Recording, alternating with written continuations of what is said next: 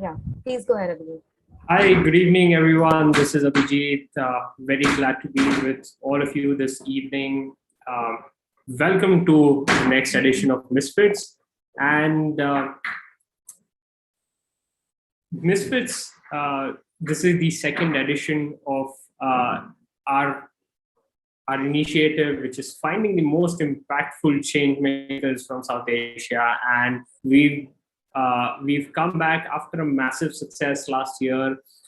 We started as a virtual pitch competition that would go around 15 regions, primarily creating a network of individuals who are highly impact focused to connect, showcase what they've been building, and expand their impact that they're causing on the ground. While we say that it's a pitch event in its core, but primarily it is a community that we've been able to build, which goes around at a global level, covering 15 regions in South Asia, highly impact focused, with entrepreneurs like you who are doing some amazing work, creating a better future for all of us. And with our amazing partners that are out there, we bring together and seed these innovation ecosystems. And through the community, we ensure that there's sustainability built into everything that we do. These are the 15 regions that we move across in South Asia, and we are on our first trip across Sri Lanka, Nepal, and Pakistan today. And we have all our members, amazing folks out there joining us, and very thankful to the phenomenal global partners that have supported us yet again. And that's where we're moving forward, thanks to all that they do. And this year we are powered by Crowdera, Impact Pod, and ECEL. I am Trichy.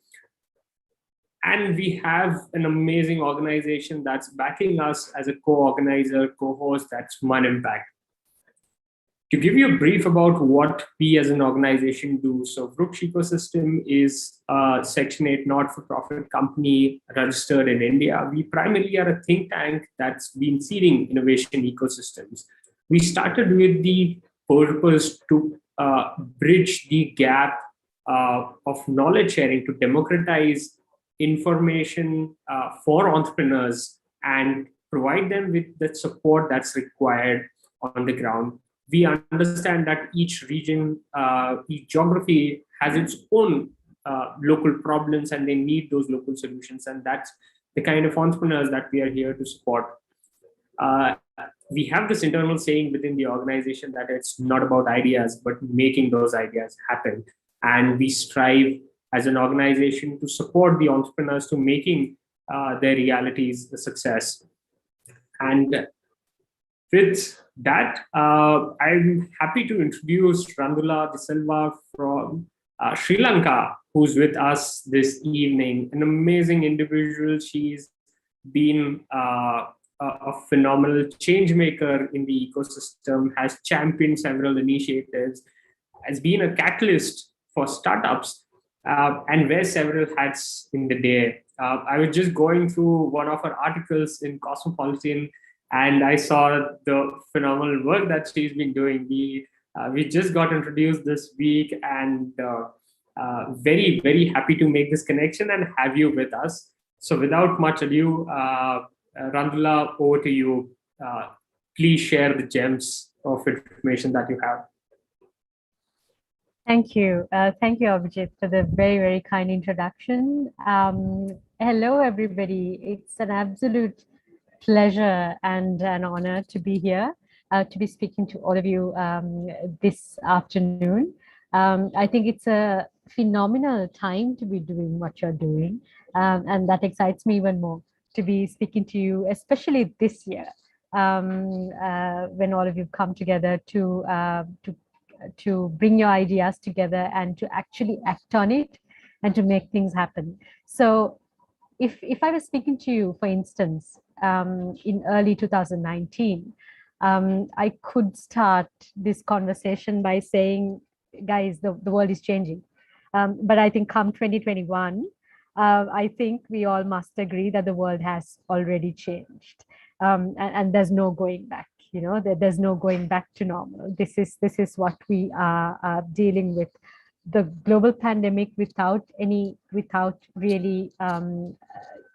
happening as an accident, has shed light to so much of areas that a lot of you have been working through probably all your careers, all your lives, in changing, but it has shed a light and accelerated the need to change our daily way of work, way of habits, and way of life, because the destruction that our existence is causing this planet and our communities is so vast. And the flip side of the pandemic, obviously, is that the world came to a standstill and the economy is just, paused. And that's not a good thing. But on the other hand, the good thing is nature could recover, but also additionally, we could very clearly see what had to change. And that change has already begun. So it's an interesting and exciting time to be living in, because our common assumption since the industrial era that continued growth is through extreme increased consumption has now changed. And I think that's the kind of change that all of us are working towards for the health and the wellness of our planet, as well as communities who are really trying to thrive together with the planet. So I think with that, we've come to an understanding that we don't no longer need to just sustain and coexist, but we need to regenerate in order to heal this planet. So it's interesting because this whole conversation, this narrative was evident to a certain kind of entrepreneur for the past 10, 15 years. And those entrepreneurs we know as social entrepreneurs or socially conscious entrepreneurs or impact entrepreneurs, social workers. Excuse that noise coming from the background. That's the local bread lorry or the bread tuk-tuk that comes during tea time in South Asian countries. I'm sure this is common. And we are under lockdown now, so cannot hear. But as I was saying, this kind of entrepreneur, this kind of thinking was unique to the entrepreneurs who are acting with a set of socially conscious values. But the good thing is that now even the most for-profit and pure profit-driven businesses have started to think about having to do good and having to create societal value beyond just creating CSR and beyond just ticking a box in a sustainability matrix. And that's a good thing. Because that's how we create systemic change, not just by saying, we did this many CSR activities in a flashy corporate report, but to say we are really revisiting our entire business model itself to see how we can embed social impact into our core strategy. And that's what Good Life X really is trying to do with Sri Lankan startups as well as Sri Lankan SMEs. And we are ready to now also work with a lot of other South Asian companies to really help businesses transform into being a purely extractive, profit-driven company into a much more regenerative company that is giving back to the society, giving back to the planet than it takes. So my journey started, I think, with very many interesting intervention points and uncommon places. And I'm sure Abhijit would have had a lot of trouble putting all of these things together if he was trying to read up about me, because I'm quite a mixed bag. But I think I'm going to share a bit of that because of the topic of this competition or the word that you've selected, misfits. And that's very interesting because a social entrepreneur or a socially conscious entrepreneur comes in very many different shapes and forms. And I don't think there's still a single definition that can define a social entrepreneur or a social enterprise, because it's not something that you can nicely fit into a box. It's doing so much of different changes in so many different ways. And that has a lot of different ripple effects that are beyond measure in a lot of sense. So my journey began by working in a media analysis role, where I looked at very different social nuances in Sri Lanka, how the Tamil and the Sinhalese media was reporting the same incident differently to different communities in Sri Lanka, where there was already then a disparity that I understood. And I moved on to work more closely on economic and social development, where I worked inside a donor agency or a development agency, where I played the role of a chief disruptor. And my role was to just disrupt. And that was fun, and it was not welcome, you can imagine, because these are very conventional organizations, and often change is not received well.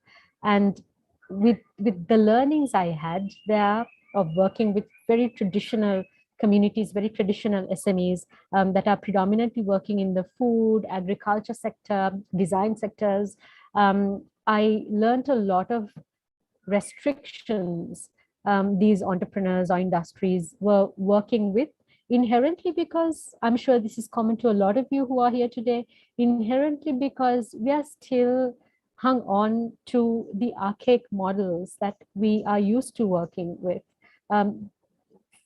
throughout the colonial era to now. There's a lot of rules, there's a lot of weight that is there around us without a reason for those things to really exist.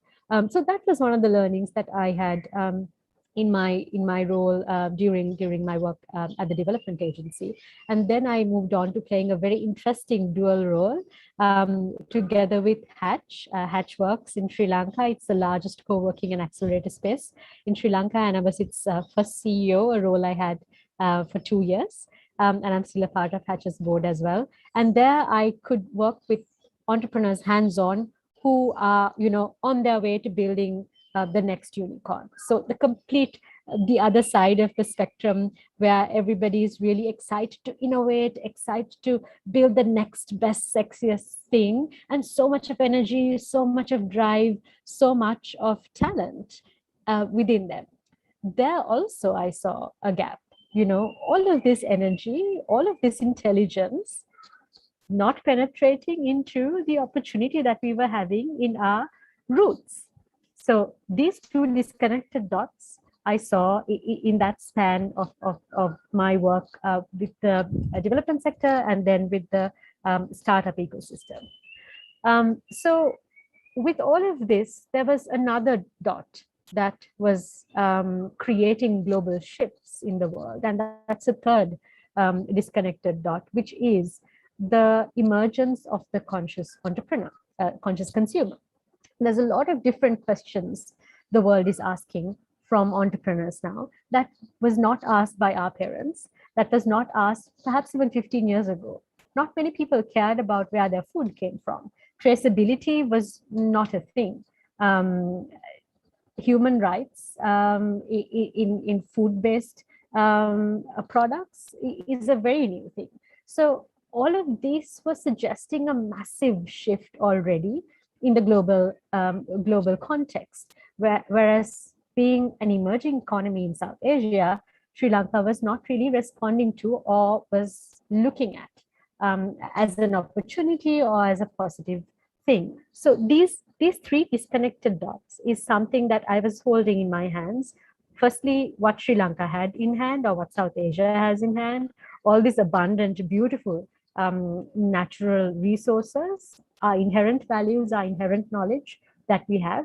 On the other hand, the young entrepreneurs who are pumped up, ready to take on the world, and it's so much of talent and energy, but not really addressing a meaningful challenge. And then on the other hand, the shifts in the global arena where people were really looking at different things and asking different questions. And these are the three disconnected dots that GLX is trying to really connect and make an opportunity out of. And we started as a pilot project within GIZ, which was the development sector agency that I was attached to, and we made a spin-off out of it. For the first time in Sri Lanka, this has happened within a development agency to create a self-sustained spin-off. And that is because I believe that this work needs to really carry on beyond a donor and carry on for the long run. And that, I think, is the most important thing any social entrepreneur needs to think about. How do you sustain on your own, and how do you carry on your work for longer, and how do you scale? Because doing good really is not just enough. You need to be able to sustain and scale in order to grow impact even further. And I think it's an interesting time for social entrepreneurs to be intensifying their work, because with the narrative that has shifted in the world, with a lot of multinational corporations now looking at impact, now looking at social consciousness or eco-consciousness, you guys as social entrepreneurs, you have what the world wants. You know how to do it. And not many people do on the other side of the world who've been doing business in a very different way.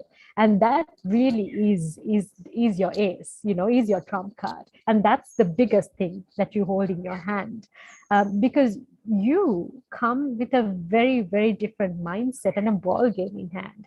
And these, I think we can break it down into three different values. Firstly, social entrepreneurs are really very good collaborators. You guys know how to work together. You don't work in silos. And that, I think, is a massive advantage to thrive in the new economy and thrive in the new world. Second, all social entrepreneurs are lateral thinkers, because you've got to figure things out in a very different way in order to make ends meet and to solve very unique problems that are unique to your community. So there's no cookie cutter methods that you guys apply. It's got to be very lateral, and any social entrepreneur would agree with me that they haven't ever gone from A to B. It's always figuring things out in very different ways, but at the outset it connects beautifully together. So lateral thinking, I think, is one massive trump you hold in hand. And lastly, the rootedness. All of you are very rooted to your communities. You know the pain points of your communities, and you know how to address them too. That's why it's not easy for anybody to come, randomly and plug themselves into a social problem and solve it overnight. It needs to come from the root. It needs to go deep into that problem and solve it from that root itself. And that is something that social entrepreneurs thrive at. So I think all these facets coming together gives the opportunity for the social entrepreneur to really take the lead, to make the shift the world is asking for and the world is ready to make. So I don't think social entrepreneurs are any longer misfits. I think you guys are really ready to turn the tables, to become the norm, to become the leaders who are really going to change the narrative of the future world that we are all striving to create together. In order to do that, I think there's one really, really important thing that needs to happen. And that goes beyond creating impact, creating social value, doing good things. We all agree that that's what we are here to do. But there's one element that we should not miss out on, and that is the role of a catalyst, the role of a connector, the role of creating bridges.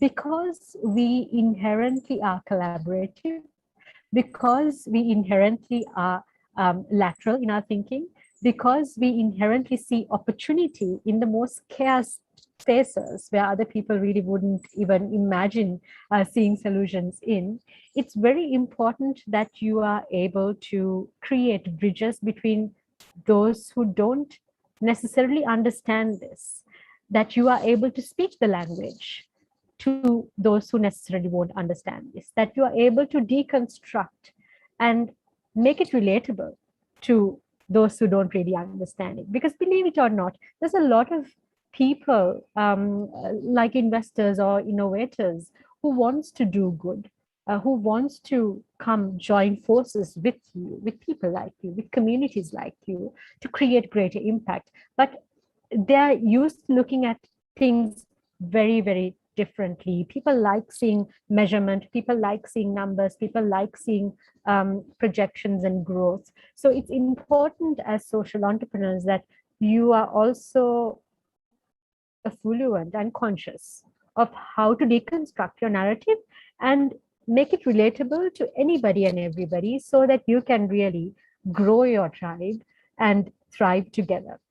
So I think that's the most important role for a social entrepreneur to play in the future world, the role of a catalyst. And I think it's time for all of us to really embrace that quality into all the work that we do. And that's why communities like Misfits and Brooks is really very promising, because the amount of growth you have really encountered, like in a year's time, is fantastic. And that itself holds a testament to say that this is the way to grow. So I think you guys are headed the right way, and you're already at the center of gravity. I think to the massive shift the world is ready to take. And I wish you all the luck. I'm very, very happy now, Abhijit, to take any questions you may have, or the audience has, and have a casual conversation around it. Thank you. Thank you so much, Randhula, for those words. I think that was a great insight into the social entrepreneurship world. And I think all of us are in that zone now. So I think with the name also, we thought we were actually heavily also inspired by people at large, the way most of us anyways are, from Steve Jobs in terms of what he's doing, what he's done. And I was watching this clip from the Apple's first advert that about Think Different, the advertisement that came in, that here's to misfits and here's to the change makers. And I think that's where that name stuck with us, and we thought, hey, why not take that further? And I think, and also to share with you, our last year we were supported by GIZ for this initiative. So that's a massive win. And again, this year we've been doing multiple programs with them. There is a COVID entrepreneurs initiative that we will be starting very soon with GIZ now. And we hope that they come on board Misfits again this year.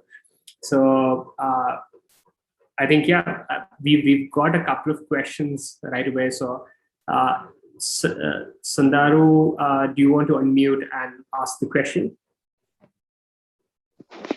Yeah, sure thing.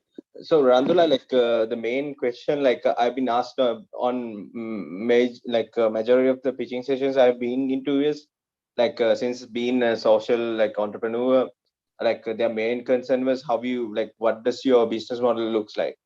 If let's say if I'm coming out with a non-profit based business model, how are you going to generate revenue? So how are you going to that was the main, I think, bottleneck I was facing when I was addressing investors and tackling down these social issues. So can you provide an explanation how can a person who's having a non-profit business model pitch it differently for investors with the sustainable, saying this has a sustainable basis? All right, thank you. Yeah, thank you, Sandhu, for that question.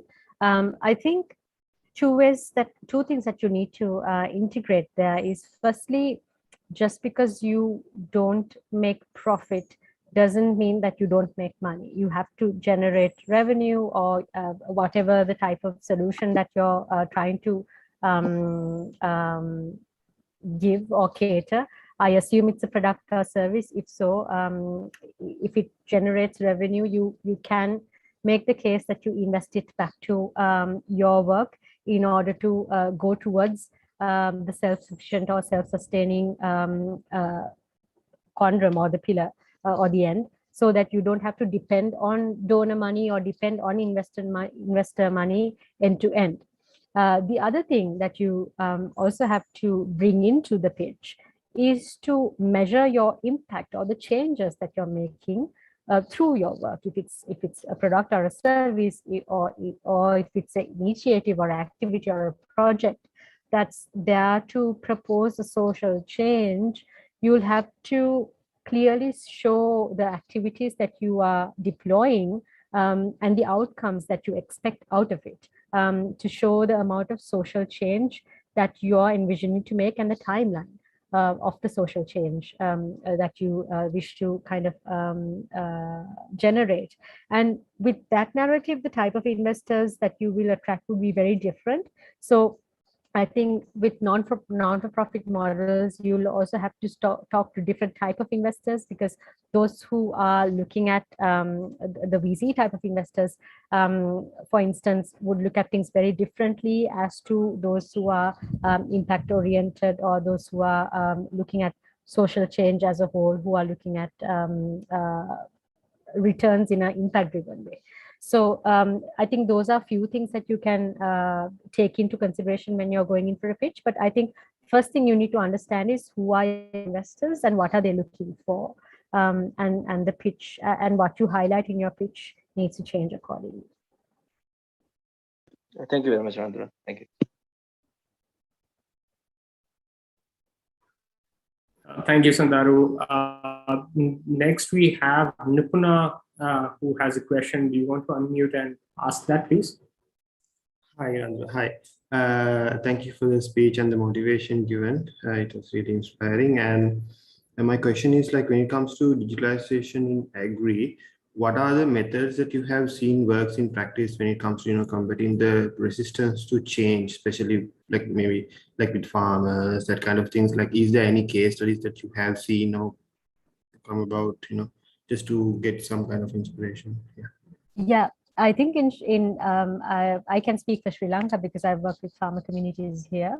It's not only digitization that's difficult, Nipuna, but change overall from the way of work or the way of doing things. I'll give you an example. I was working with a farm group in Jaffna who are harvesting jackfruit, baby jackfruit basically. And there was a massive order or ask from an international company who wanted baby jackfruit, organic baby jackfruit.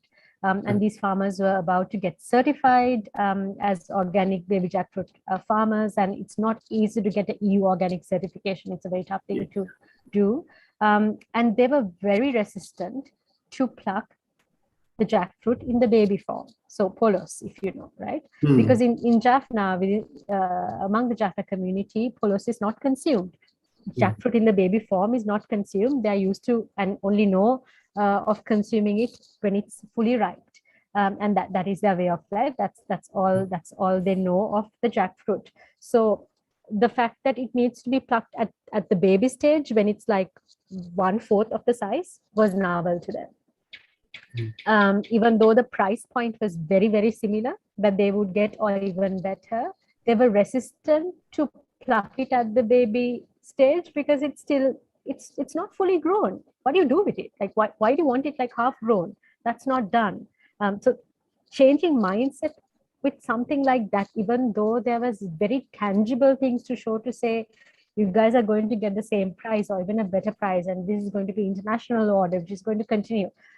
It was very, very still difficult to help them understand why it was beneficial. So the best way to go about things like that, and all the way to technology, in getting them to use applications or getting them to use measurement mechanisms or different matrices, the best way that we have seen it working, and we continue to do so, is by having champions in the community itself, specifically getting the young generation involved to first test these technologies, to test these models, to understand what does it do and how does it work and how does the community benefit, and let them take that message out. Let them be the champions and ambassadors of getting their parental generation to convert. That gives roundabout results and faster results than having like a bunch of workshops or training for farmers overall. You can do that, but it's very, very important to win the community, or the tech affluent community, or the younger community, and get them onto your side and get them to really be the ones who are promoting this. That is only once that conversion happens, then it's really going to be skyrocketing, because South Asians are very, very adaptable, and are also very interested in technology and trying out new things. So the resistance is only going to be like a thin layer of ice. Once you get through that, I think it's going to be a very interesting engagement and growth. You learn so much of how to develop your solution even better with the input and the feedback that they will provide, but you'll have to get them to use it firsthand first. So living with them and working with their younger generation makes a lot of sense. Thank you. Thanks. Really helps. Thank you. Amazing. Those were very interesting and deep questions. Anyway, Sundaru, I would really also like to have an interaction with you, because I faced a similar problem when I was starting Vruksh, and as an organization, we've sustained and we're growing for the past 3 years with no external capital. We are just raising our first grant round, and that's something I believe I'm very happy to share with a lot of nonprofit founders out there. I have Yashaswini, who also has a question, so we'll just take this last question in the interest of time. Yashaswini, please go ahead. Yeah, thanks, Abhijit. Hey, thank you so much for the insightful session. It was very interesting. So I have a very basic question for you. So, what are the few things to be kept in while scaling up our idea? Because, in most of the cases, our prototype seems to be working fine. But when you start scaling it up, you'll see a number of things, that hindrances basically coming in your way. So what are your suggestions basically for the young entrepreneurs who are with, mind-boggling ideas? Yeah, thank you. Thank you so much for that question. I think few glitches when it comes to scale, and there's 2 ways that it happens, right? Firstly, it's easier to put a lot of attention to building one thing well, which is a prototype. And when you come to building many of it, and many of it not just for display purposes or to use it and test it, but for the real consumer, there's a lot of things that needs to work, and therefore there's a lot of things that really wouldn't work, and that comes at the point of production. But also, on the other hand, it also comes at the point of what the consumer is looking for. So it's very, very important to first understand whether what you have in hand as a prototype is what your end consumer would want to use, and that is catering to at least 80% of solving their problem and the solution that you're trying to really give, or the problem that you're trying to address.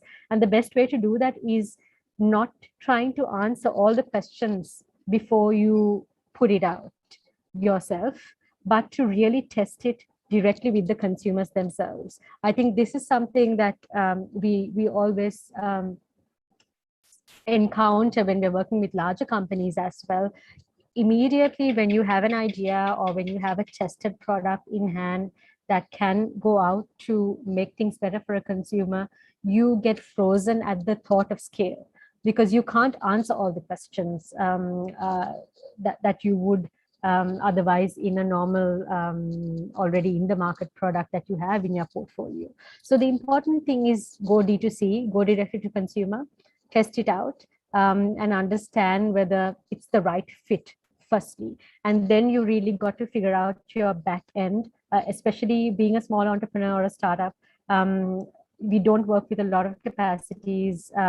So it's important to know that you don't have to do everything yourself. It's okay to outsource. It's okay to work with a pool of service providers. And there's a lot of companies that we work with who are really scaling so very well internationally, because they've outsourced a lot of parts of production. So I think think laterally and come to solutions in a very different way without trying to do everything on your own. But just like, because Abhijit pulled out an example from Steve Jobs, it's very, very important that you are fixated on the end quality without just going for numbers.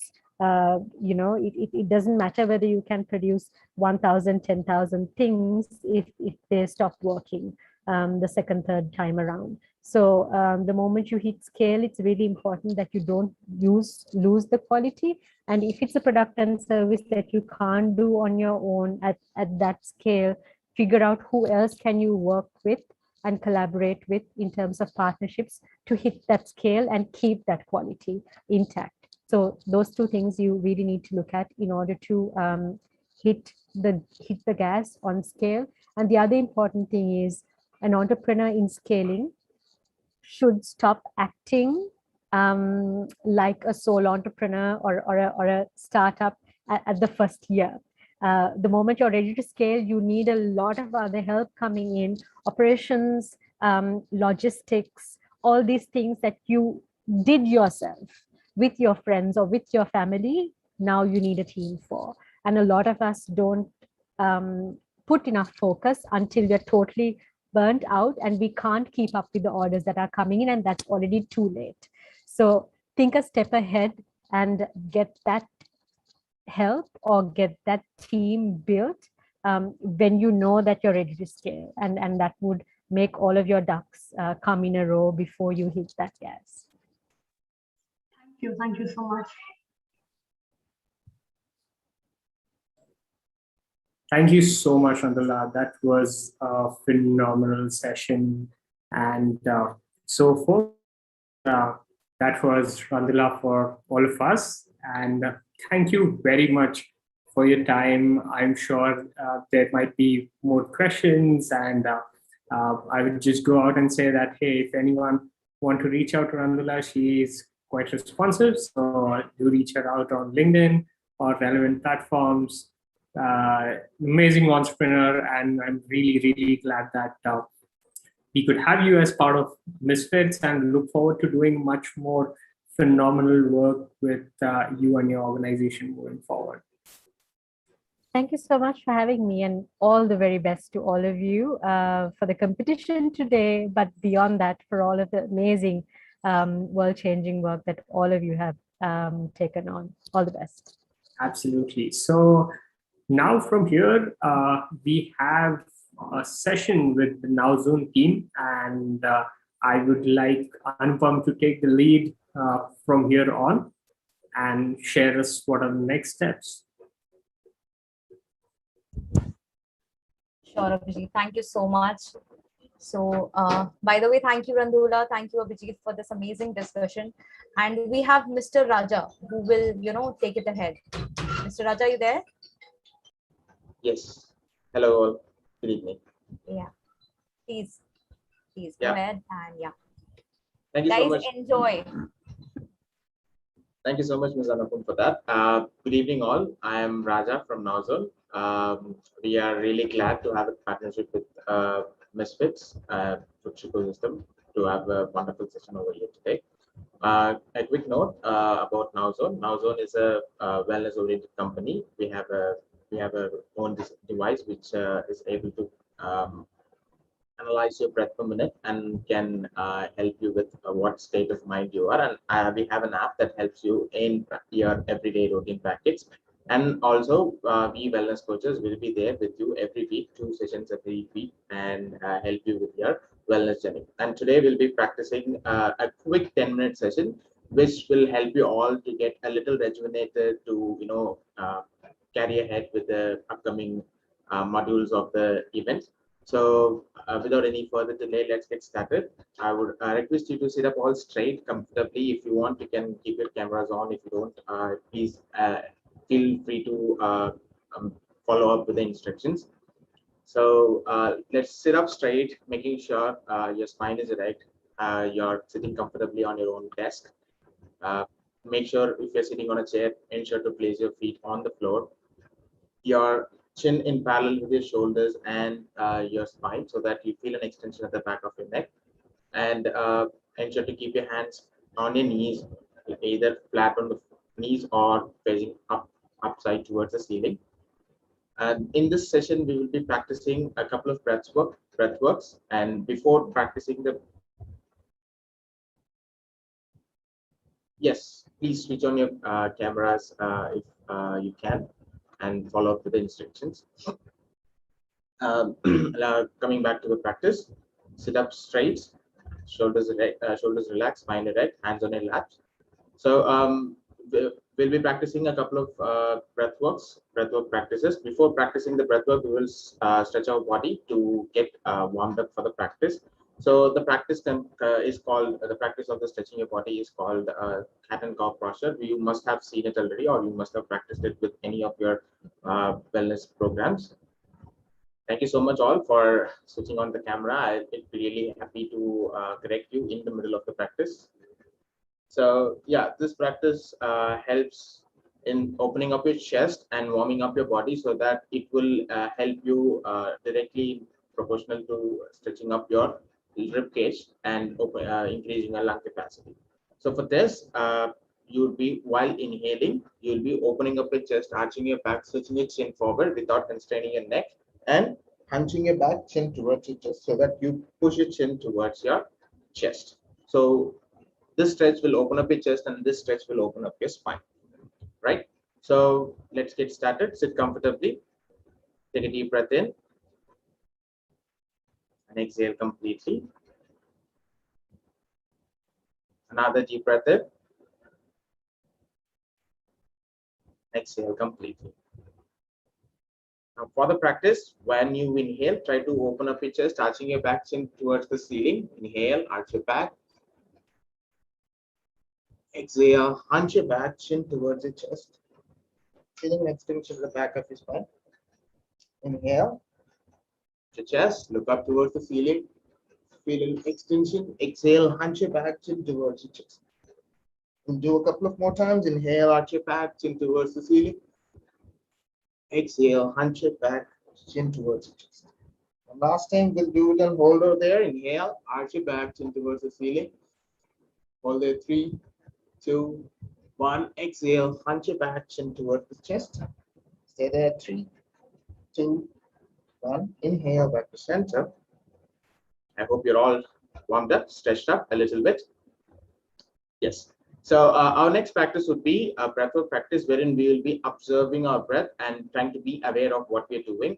Usually, we tend to have a breath that is oriented to our chest. So now we will be trying to change our way of breathing to our abdomen.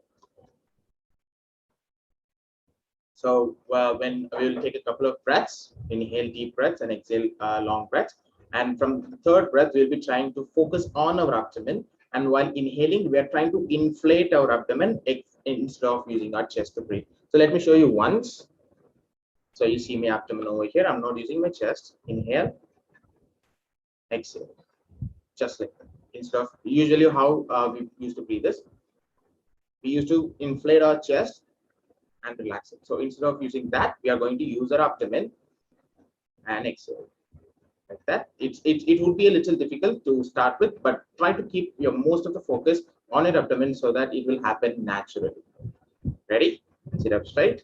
Your shoulders are relaxed. None of your body parts is tension. Take a deep breath in. Exhale. Complete. Another breath in. Exhale. Complete.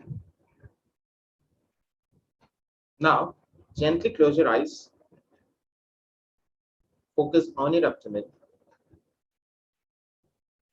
Now, as you inhale, try to inflate your abdomen without manipulating your chest.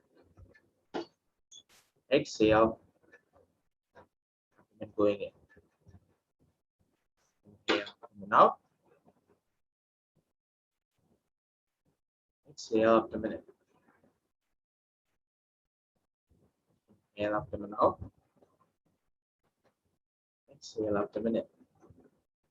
Once you're practicing on your own, with every inhalation, try to expand your abdomen at the most. And with every exhalation, try to get your air out through your abdomen by squeezing your abdomen. Continue doing it. Inhale, abdomen out.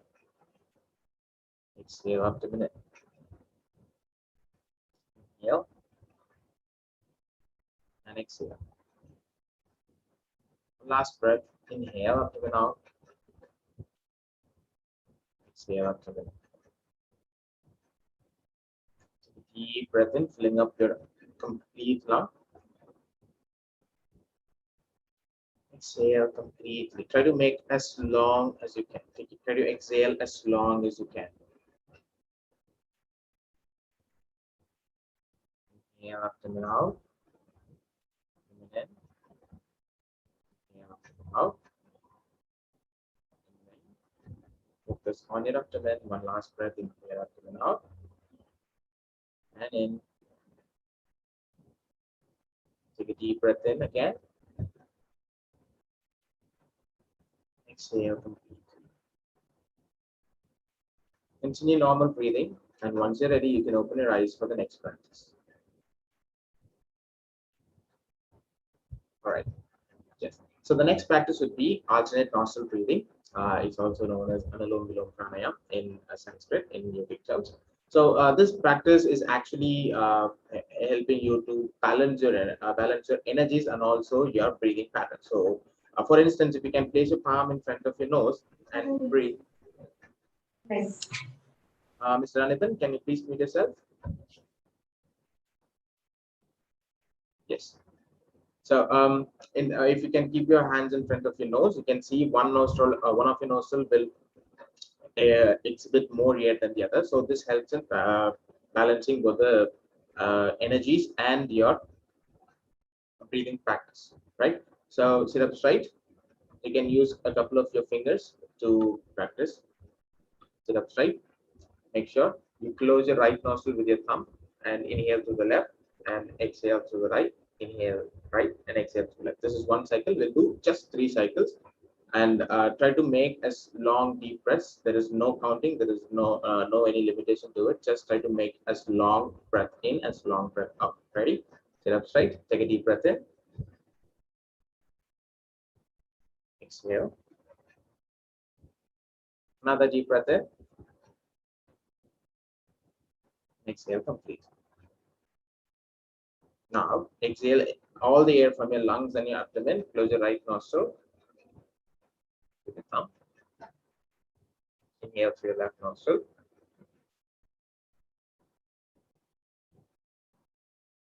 Close it. Open your right nostril.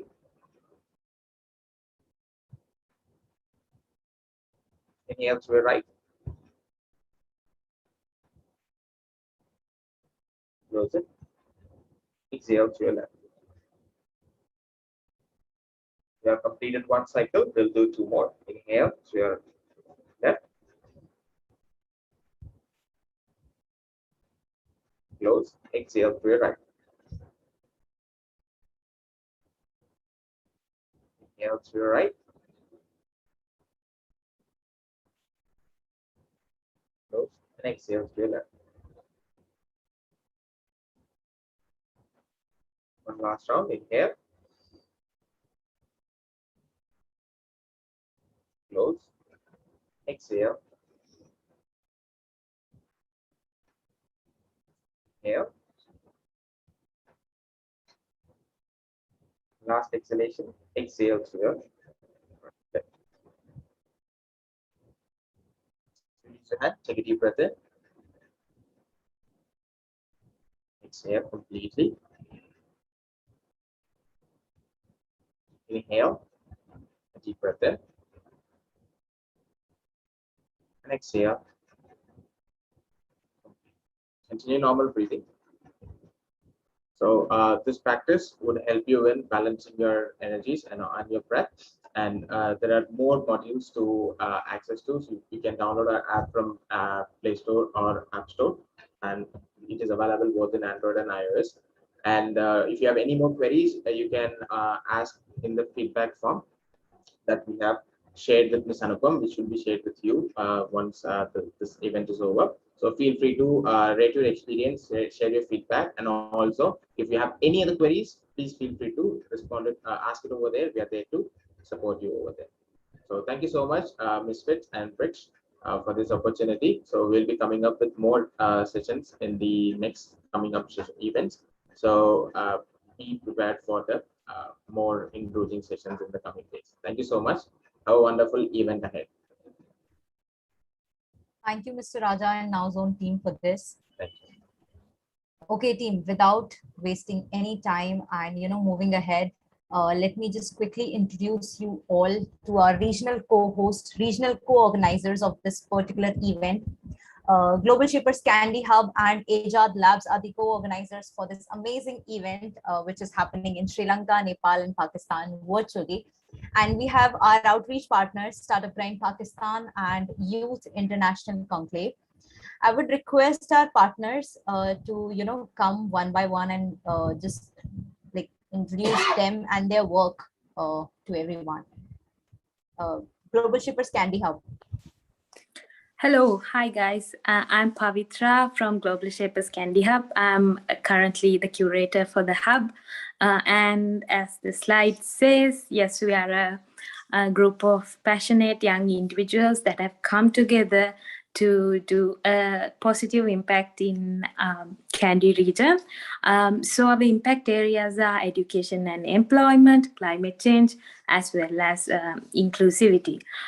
So today we are very happy to partner with Ruksh for the second time to make sure that MisFits becomes a reality, and very happy to be here. Thank you.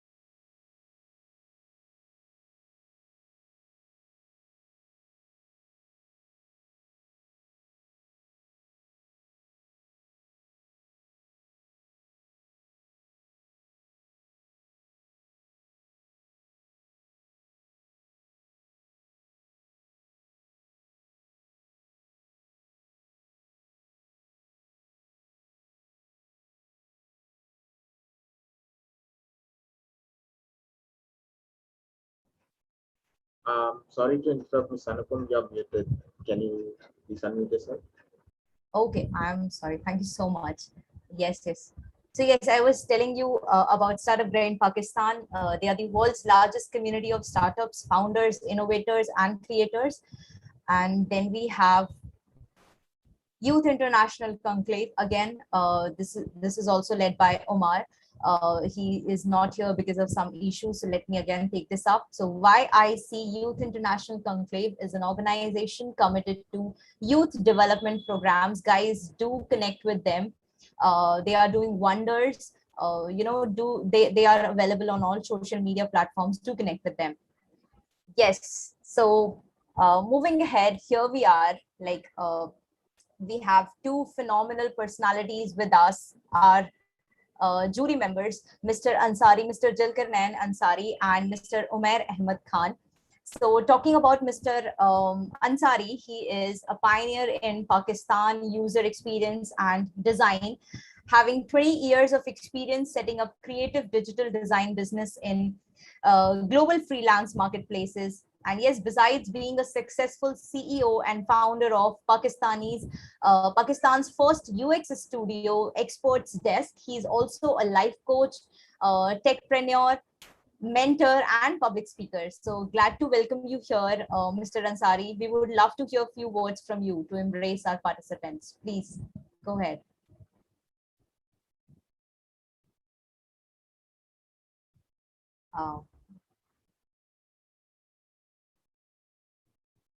Hello. Hello. Okay, so can you hear me now? Yes, I can hear you. can you please enable my video as well? Not see the video. Just. Yeah, it's enabled. Okay. Yeah, it's enabled. Yes. Okay, so thank you very much for having me. And let me start with the introduction. It's 20 years in this field. And in this 20 years, I start my career as IT expert, the hardware engineer, chip programmer, and software methodologies. They find this issue that the value of the design, the so-called designers at that time, 20 years back, they were only knew the tools of CorelDRAW and Photoshop, but it's still true in many of the cases in South Asia region, that they knew that they might be the designer and they knew everything about the design and know nothing about the development issues or the entrepreneur issues. So that's my journey to shift from development to the design field. And I found my passion to the design.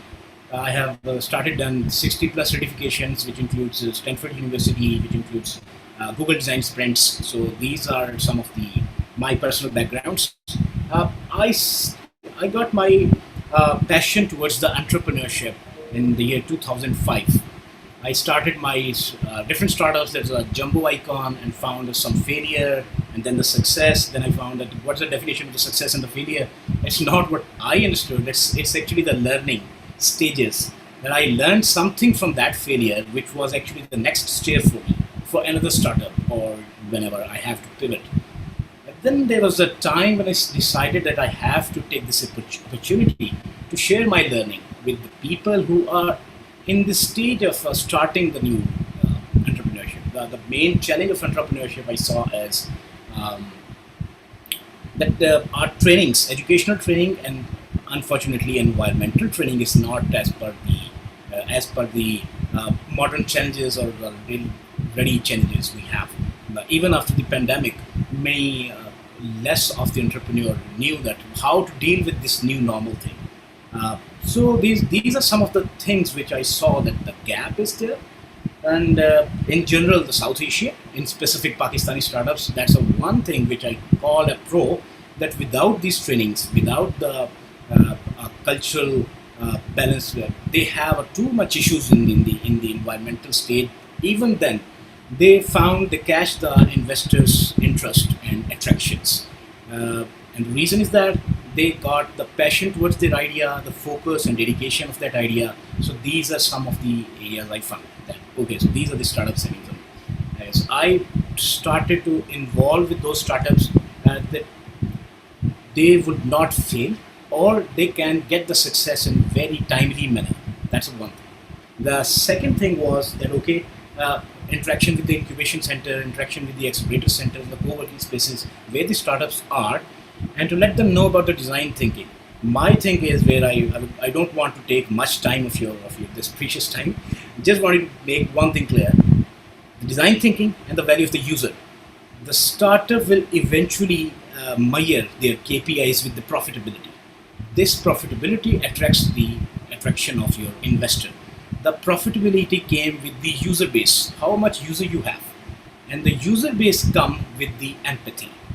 The empathy of the user, what's the difference between empathy and the sympathy? There are lots of areas you have to understand that either your startup is only a technical startup, high-tech startup, but you have the gap with the user, you have to reduce that gap.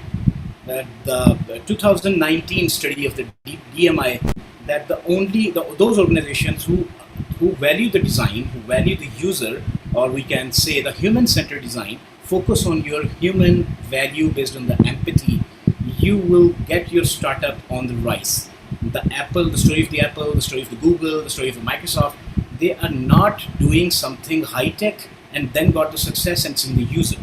They started with the value provided to the user and then excel that value. There was one person who asked that thing that in previous session, that what if we had the persona and have done the prototype for some users, but when we get the mass, it's not true for that kind of users. It means that's option number one, that your user, you haven't done the proper user research. You did not get the empathetic results from that. And that's the reason you get the failure when you get from the mass. As per the NNG, the Norman Nielsen Group, the very great school of thought for the human-centered design of the user experience studies, they said if you get the proper five user interviews and get these personas, you can replicate with the diversification of the mainstream and extreme user, the multiple users, and get the values which will replicate to millions and billions of the users. That's the one thing. Second thing is, even then, if you get the right interviews, right personas, the environment can change, the time can change. You see, the startups in 2018, before the COVID, now they have an irrelevancy. So you have a different environmental change, time change, things change. So you have to, we are not living in 1970s where you work in the waterfall model, you are working in the agile, you're working in the scrums, you're working. So change your stuff very speedily. That is why human-centered design's important factor is iteration. So you iterate and pivot with the passage of time. And the last thing is, I call the entrepreneurship definition. There's too many definitions on the websites and online available. But to me, the entrepreneurship is just like you have to jump from the mountain, and you have that much time till to touch the earth. And at that time, you have to build the plane and have to fly. If you cannot build the plane, then start thinking on some out-of-the-box thinking and innovative ideas that how you can save your life. So your business life is very smaller with a smaller time span. Go quick, don't miss your user, get the empathetic result so you can hit and target the mass of users, so get the profitability and get the attraction for the investors. That was my last words. So if you have any questions, you ask me and I will respond to them. I'm ready for the startups and our next speaker. Thank you very much. And thanks once again to have me here. Thank you, Mr. Ansari, for these kind words. Moving ahead, we have Mr. Umair Ahmed Khan. He is an incubation manager at Punjab Information Technology Board. He is an MPhil in marketing and entrepreneurship and a pioneer of incubation in Pakistan. He is also the co-founder and CEO of Creative 360. And yes, he was also a startup mentor at Center for Entrepreneurship and Innovation. Mr. Khan, few words from you would be an add-on to the event. Please go ahead, and then guys, to all these startups, we will start the pitch event after Umair Khan share his views. Please, okay. Mr. Khan. Thank you, Anam. Thank you, Anupun, for for the honor and the kind words for myself. So basically, this is Umair Ahmed Khan. I am the incubation manager right now at the Punjab IT Board, which is basically a project of the Ministry of IT. Federal Ministry of IT, that we are providing the startups opportunity over the Pakistan from Gilgit to Karachi, in which we have 30 incubation center right now.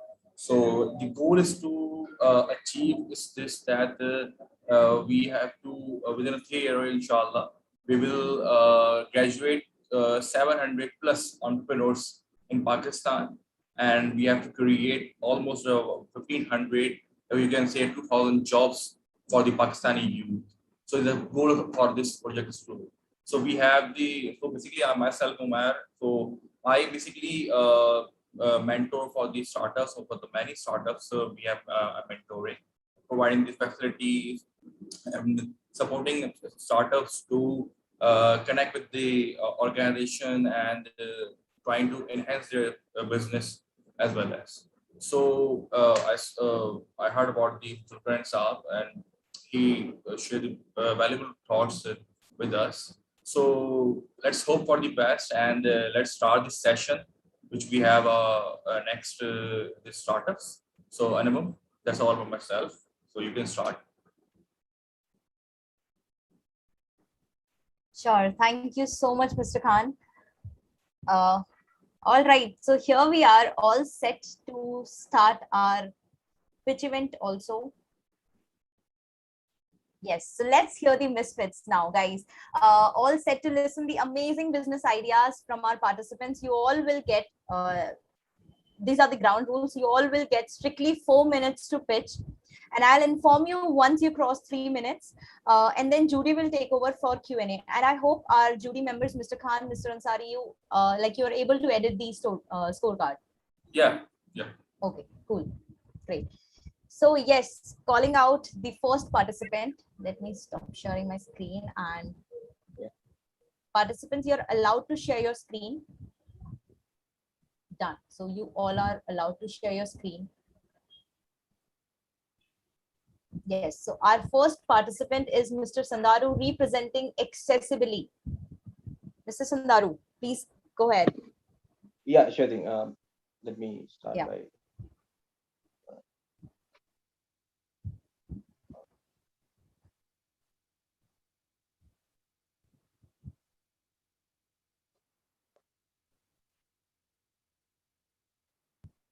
All right. Yeah. Give me a sec. I'm trying to present it up. It's not yet visible. Oh yeah. I think. To other startup founders, please be prepared with your slides. And to the people who want us, like our team, to present their slides, please let us know beforehand.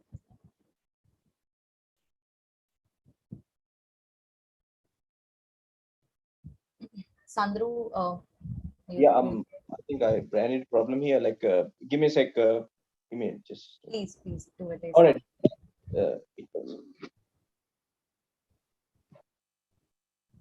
Is it visible here? All right. Yeah. Yes, it is. Perfect. So I'll be starting there. Yeah. So accessibly, we are aimed at creating new horizons for people with persons with disabilities. Last year, when I was graduating, the COVID pandemic started out. So I, as a young graduate, was facing employability problems. But there was one really close friend of mine named Ruvindu, who had a locomotive impairment.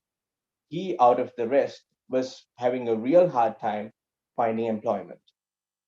But I was really happy when he finally found an employment at a so-called IT startup. But you know what? Even though he was an exceptional web developer, he was given an administrative role, like editing Excel sheets and filling out and sending out emails. And he never got to interact with fellow employees because of his disability. So that created a huge distress for me. But you know what? Once the corona pandemic started, he, out of the rest of the hirees, he was the first to let go out of the company because he was seen as a burden in the industry because of his disability. So from that day onwards, we at Accessibly is starting to address that employability gap that exists in the persons with disability community. So at the moment, we are trying to address the problem threefold. So at the moment, there are about 70% of persons with disabilities in Sri Lanka. That amounts up to over 1 billion people who are making an economic contribution. So due to that, they have a low income background. Because of that, they can't afford to develop their skills, and they can't access all this integration and all these accessibility tools that are available in the market. That leads for the employability gap. So with our research, with the numerous customer interventions and my self-experience, we found a solution. We try to address the right skill with the right opportunity, giving persons with disability community an opportunity to develop their skills through a virtual platform. So comes the market. So at the moment, we are trying to address about 1 million persons with disabilities in Sri Lanka with low education and low skill levels with the working age gap. And we are trying to merge that with the companies who do have an intention on providing equal opportunities and do have an opportunity for inclusion principles. Hence comes our product. We are trying to create a tailor-made 1 minute left. Yeah. Or a skill development web platform for persons with disabilities. that'll be similar to Coursera, edX, but that will have employable content that is tailor-made for specific disabilities. So our current business model is a B2B business model where we try to bridge the SMEs and the corporates. We do have an opening for diverse skill bases and inclusion principles. We'll get their training and internship programs on board our platform, and using our technical team, we'll custom and tailor-made it to be more accessible to the community, and we'll allow them to use our standard or the premium or the ultimate user programs. So at the moment, our current go-to-market strategy is getting out more businesses to sign up with the content, with their content. We are currently working with three MEs at the moment. Yeah, hi, Mr. Sandru. Thank you so much for presenting it. Over to jury members. Please go ahead. Mr. Khan, Mr. Ansari. Okay. How many do you have member? You have team? Okay. Can you hear me? Yeah. Yes, Sandru. How many members do you have? About 5 members. 3 from technical backgrounds. There's audiology, speech therapist, and a visual practitioner, and the 2 co-founders. One myself, Sandru, and there's another one based in New York. He's working at Accenture. He has the pharmaceutical background in terms of Okay. And what about yourself? What's your background? Are you engineer or? I'm actually an automation engineer at an agri-tech company, but I do have like being experiences. This is something that I wanted to develop because no one was taking any steps in, so I took it to myself to promote this. Yeah. Okay. Up to you, Zulqarnain. Okay. So my question is, when we talk about the economic feasibility, you had shown some of the numbers. Also, you have shown the numbers of your plan for this time period. We get this amount of money. How you relate? If you open that screen and please elaborate it more. How you confident about this number you will achieve in that small period of time? You mentioned that. That is the broad market at the end that we are trying to raise up. But at the moment, we are planning I'll share my traction plan out. So at the end of the next at the mid of the next year, we are planning to get about 1,000 signups. So that is the scale that we are trying to go up till in 1 year's time. And forward in another 5 years, we are trying to at least get about and find recruitment for at least about 1% of the market that we have presented. So that is the goal.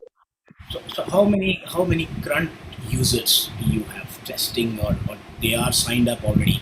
They're using your system and they can say that your solution is actually what they are looking for. There's a solution for their problem. So how many users are there currently?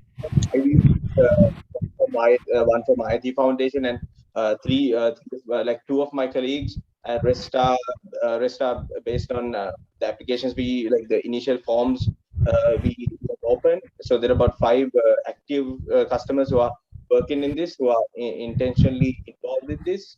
So at the moment, since we that's why I said we have to get the content straight out of the companies who are interested in recruiting them, and then we'll custom tailor-made all those routines, and then we'll train the consumers that are who have signed up onto our platform.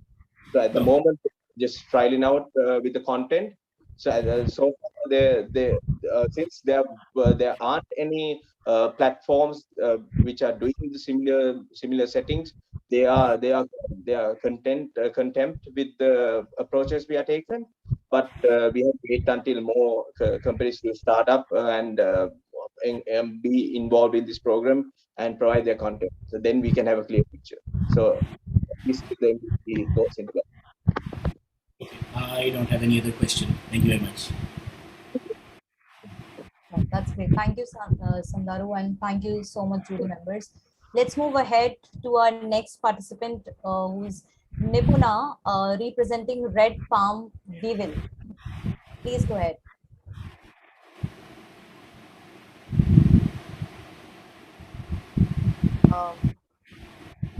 Nipuna, we are not able to hear you if you're speaking.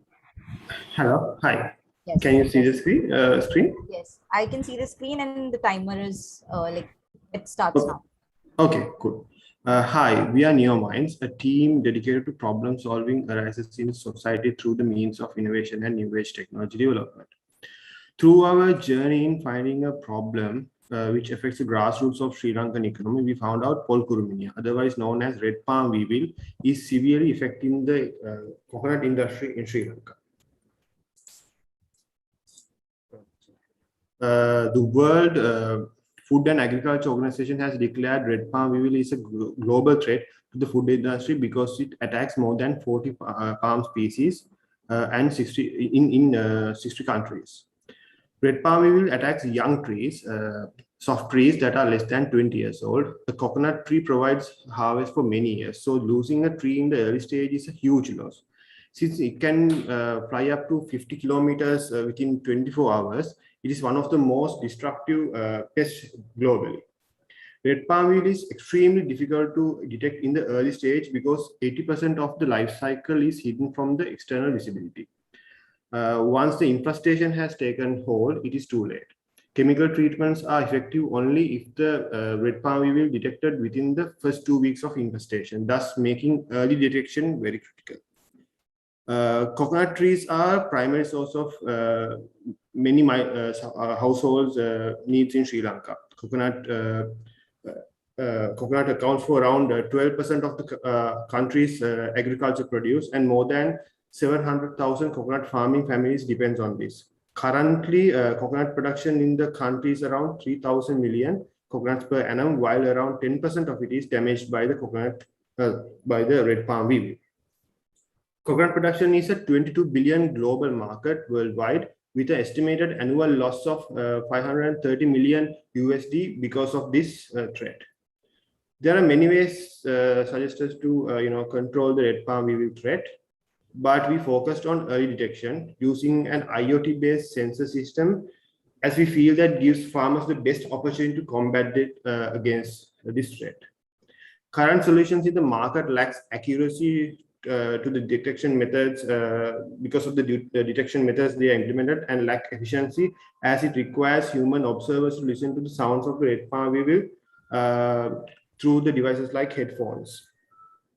So in order to increase the accuracy and efficiency in the early detection, we came up with an approach to remotely detect the infestation of red palm weevil with the guidance of the Coconut Research Authority in Sri Lanka. We use highly sensitive acoustic sensors hammered into the tree, which detects red palm weevil's feeding sound.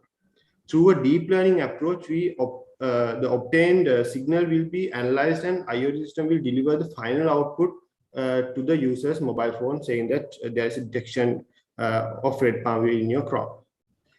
Our top USPs are remote sensing ability with high accuracy, efficiency, ability to transform the same solution to other palm species, making this a red palm weevil killer machine. These are some components of the system and the architecture view of the IoT system, as well as the what you call the okay. So the market, so since red palm weevil is a threat for all palm species, we are hoping to adopt some same technology to other types of palm species in the near future as well. The adaptability poses a greater threat to greater market potential for this product. We have already done the prototype and the POC with the Coconut Development Authority in Sri Lanka, and now we are working on conducting the final field test with them. We are confident that we will be able to provide this product and the solution in an affordable price, keeping the payment structures as well, keeping the farmers' ROI in mind with certain guidance as well. So this is the one thing we learned from COVID-19 crisis is that early detection really matters. So help us safeguard centuries-old coconut industry in Sri Lanka and worldwide. Thank you, Nipuna. Thank you so much for sharing this. Over to jury members.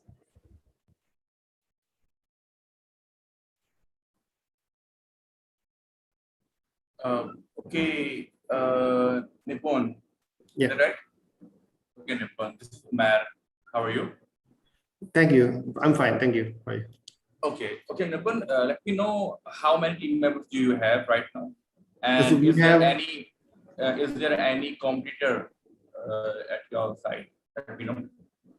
Completed. Okay. So we have around 15 team members working with us, and including three of us, me and two other founders.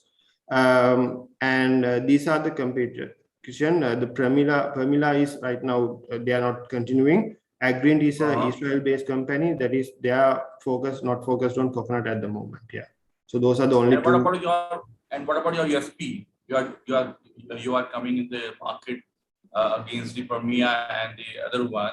So what about your USP? What are you using the unique selling point against the or you can say the when you entering the market? So the early detection would be the the USP for us because we can identify the infestation within the first 2 weeks as it happens, because we identify through the sound of the the red palm weevil damaging the tissues of the tree trunk. So it's easier for us to get that early detection and produce that information to the farmers so that they can go ahead and save the tree as well as control the infestation for other trees as well. Yeah, that's perfect. Perfect. Okay, over to Zulqarnain. So what is your commitment? What is your commitment for investors? How quickly you can generate the profitability for your startup? So it's like this now. We have already got the grant from Sri Lankan government from ICTS Vibration cohort. We got selected. So with that, we have already started the government-based test trials for the field, because the government has already have like a large fields of coconut estates in Sri Lanka. So with that, once the MVP is like tested and finalized with all the usability scaling stages and all that, within 4 months or so, we can actually go to the market. And to be honest, only the next round of investment actually we need only for the manufacturing of the goods to sale. So like that means like whatever we sell, we get the income also. Already we have lined up certain dealerships. So our go-to-market strategies go to dealerships, where we give the technology to dealers because they have the best network in terms of farmers and all that in Sri Lanka. Especially 70% of the farmers are the holders of smallholders. So there are certain private companies and all that has accessibility. So we are trying to give that dealership to them so that we can use those networks to go to the market. Anyways, Sri Lankan government, since we are working with them, so it will give a lot of kind of like an opinion and a good precedent in terms of adaptability and give a certain inspiration for the private sector also. So that's kind of the idea. I hope I answered the question. You answered the question. And the second question is, what is your current process and what is your future plan to involve with the direct user segments which involve in this project? How are you involved with them at this stage in the communities, or how you interact with them, and what's your plan for next? Yeah, so in terms of the engagement, we have already started. One of the questions we had with farmers and all that is actually the adaptability of the technology and how the know-how and all that. So we are giving certain guidance workshops, and we're trying to work out a marketplace for these smallholders so that it gives you not only this like insurance policy like this detection system, but added value to their value chain, so that they can increase their the value chain enhancements, so that it gives greater profitability for them. In certain aspects, we are trying to add more value to the app facility as well as certain aspects, so that it creates a lot of analytics as well as marketplace for the farmers. Yeah. So how many farmers you are currently interact with?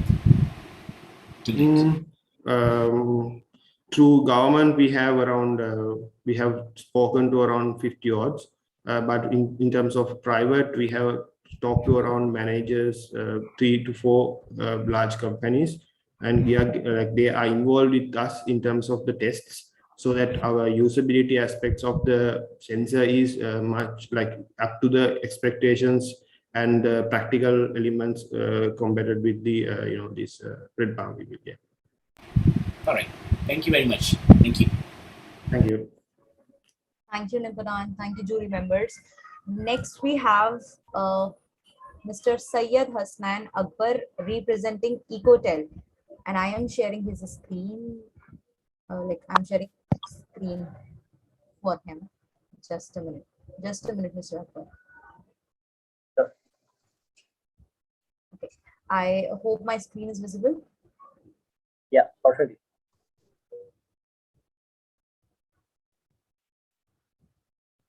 I'm unable to. Okay. Now it should be full screen mode, right? Just a minute. Let me reset the time. And yeah, here you go. Please go ahead. All right. So in last year, 2020, we conducted a fellowship program. Because in 2019, we saw that there was, can you change the slide? In 2019, we saw that there were 1.79 tourists visited Gilgit-Baltistan. And with the number of increasing tourists, we saw that there is a number of increasing waste on those tourist spots. Like, because there is no waste management company, and there is a lack of waste management system in Gilgit-Baltistan in Chitral region. So we conducted a fellowship program with the help of 80 fellows in 8 different districts of Gilgit-Baltistan in Chitral. And we conducted 19 plenary campaigns. And we also conducted online sessions on climate advocacy.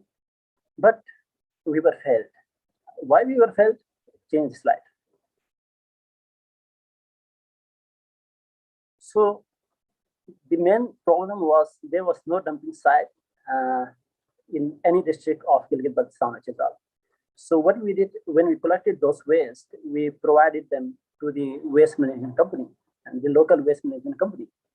And they had 2 solutions. The first solution was either they would throw them into the river or they would burn it. So what it means that it is affecting the environment in some other ways. And the effort we made in 30 days was lost, right? So we came up with a solution. This solution is really simple.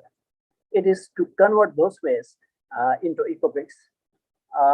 We won't be transporting those waste to other places, to the GBDMMC, but we would be converting those waste right at the tourist spot into the eco-bricks, and we will build a small hut with the help of those eco-bricks.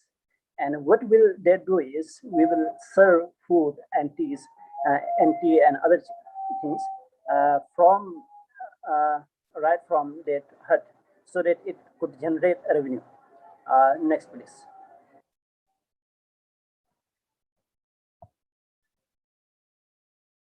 So the business process flow is also really simple, because we do the culinary campaigns with the help of the fellows. So in summer, we hope to, in next month, we hope to do the fellowship program. And when we collect the waste one time, because we want to do a test run in Gilgit city at the KIU park. And we will start working on building eco hut at the KIU park. And we will serve chai and other different food stuff from right there, so that we can generate some revenue. So next step. If we talk about prototype, but 1 minute left. 3 different methods, but we focus on second method, in which we focus on shredding the bottles and then mixing them into the cement and then properly shaping them. So milestones like we have is next please. In 2020, we ran actually. In 2021, because of COVID-19, we did ran it, and we didn't run it.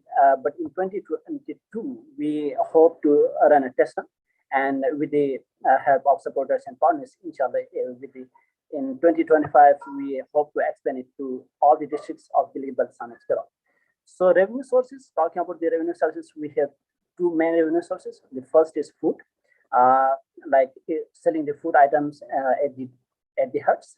Second is the partner support, which will be helpful in the fellowship program. So the cost are mainly the injection molding machine. Sorry to interrupt you here, but thank you so much for presenting it. The time is up. Over to jury members. Okay, thank you. Thank you, Snack, for the wonderful presentation. So right now, well, let me know, are you incubated right now anywhere in the GB or not? Right now, incubation? I'm in Islamabad. Right now, I'm in Islamabad.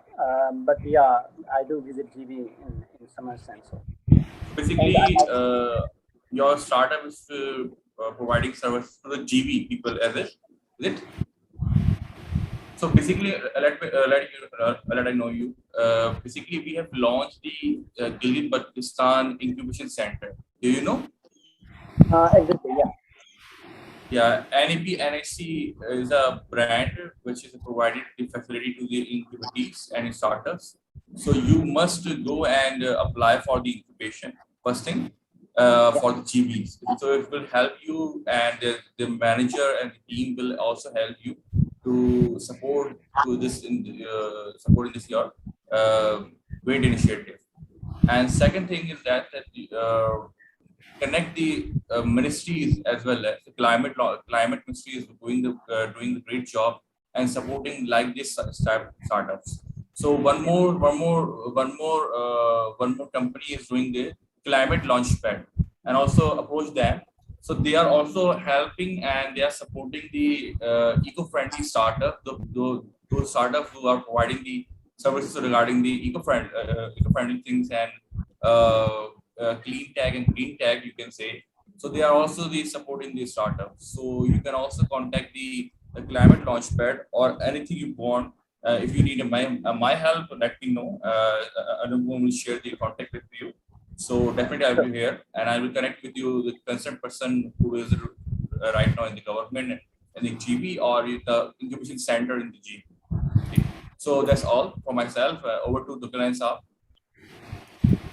Yeah, Hassan, I would love to see your marketing and growth strategy. What's your growth strategy?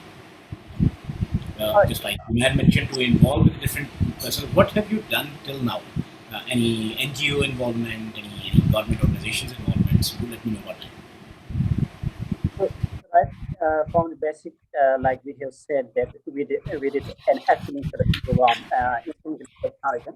So that was the basis of this Ecotel. Like you can say that Ecotel is a subsidiary of what we have been doing earlier in the past few years. So that is one reason. The second reason is because the cost of the Ecotel is really high, because the injection molding machine itself cost almost 25 lakh Pakistani rupee. So that is, the price is quite really high, and we are truly looking for partners and supporters to help us get started. So, yeah. And the last thing is about the team. I would like to see that you'd shown that screen, but I think your time was over. So what's your quality of your team? Show me about that. Can you see the screen of the team? No. Like, yeah.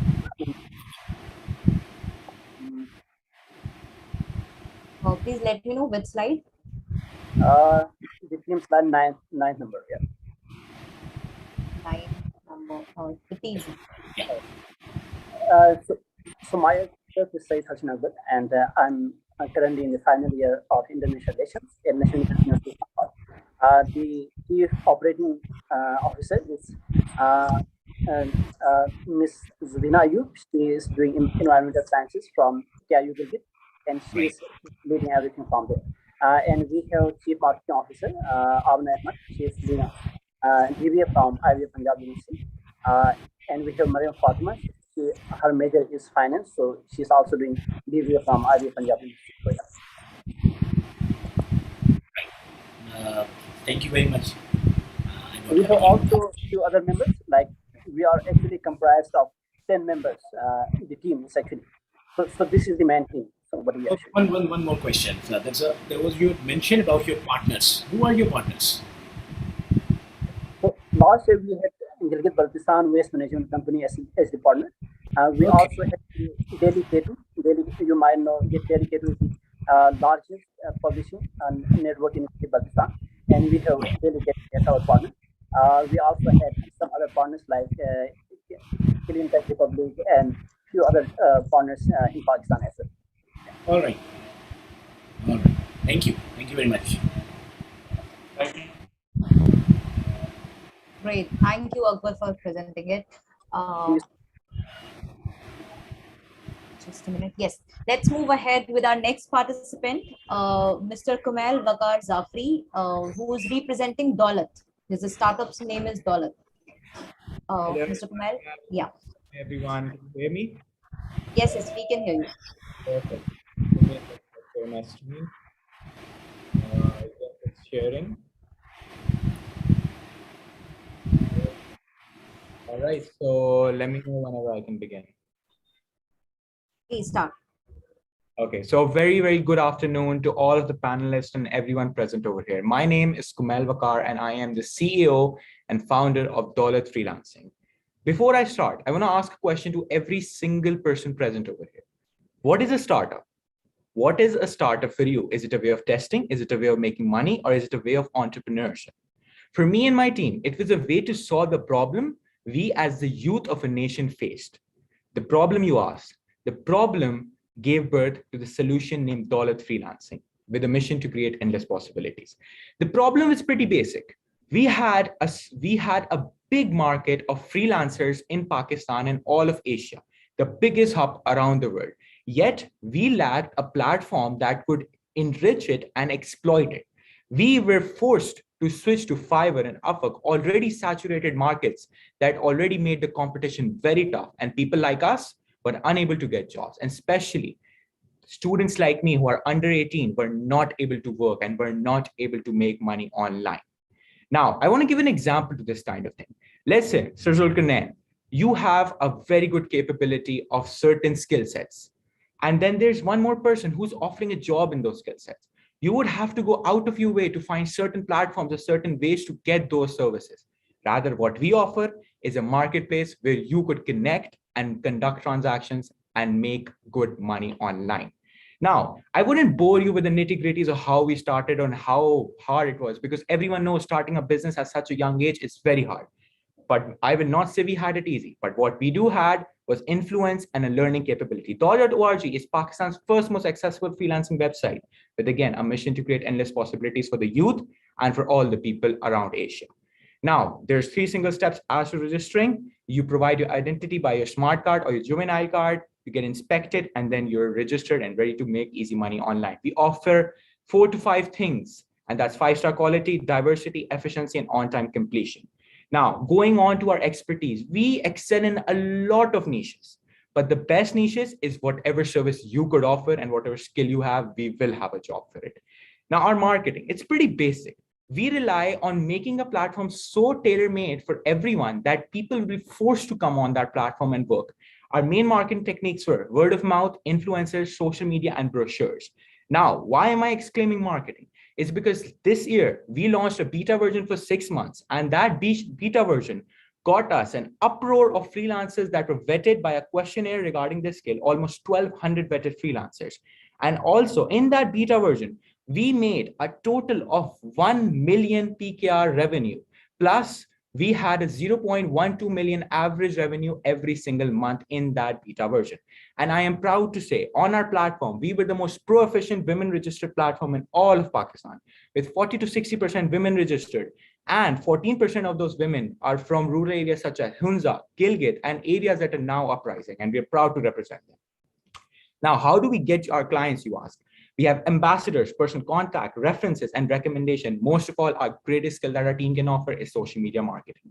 Just a bit of dynamics, as you can see, we had almost 60 plus clients onboarded in those beta version time months. And we had many jobs completed that gained us that revenue. And you could see our uproar of clients over in this figure. Now, our milestones, we were interviewed by multiple news channels, by multiple collaborations. We had a lot of collaboration by corporate agencies as well. We partnered up with Inspire and NIC. Moving on, just a bit of testimonials by our brilliant clients that have worked with us for the past 4 or 5 months when we were on beta version. And then our freelancers that complete their job and have earned 30 to 50K plus from our website. A bit of analytics, as you can see, a very good bounce rate and a lot of users at a certain time period. And you can see we're growing and we will be keep growing. Hello, sorry to interrupt you. You're going so good. But yes, the time's up. Thank you so much for presenting. Over to jury members. By the way, nice presentation. Kumail, can you hear me? Yes, I can. Okay, Kumail, first of all, outstanding presentation. I have many presentations, but this is one of the great presentation I ever said. Within a 4 minutes, you explained all of the things, and the way you explained very good. First thing is that. The second thing is that are you guys right now incubated anywhere in Pakistan? So we currently working with Inspire for 2 cycles, and now we've been working for the past 4 to 6 months with NIC Karachi. NIC Karachi. Yes, that are helping us launch a product again with a bigger and better model by December. Okay, so you guys right now incubated at the recent cohort or the last 4-5 cohort in Karachi NIC? Current cohort. Current cohort. Okay, that's great. Okay, great. So as far as there, I think. Yes. Yes, sure. Perfect. Okay, outstanding. Everything is gone. Just let me know how many team members do we have right now. So going on to our team members, we have a total of almost 4 team members that excel in the expertise mentioned below. Other than that, we have a team of certain IT members and IT directors that lead a company themselves, and we have them registered as employees and participants of our own.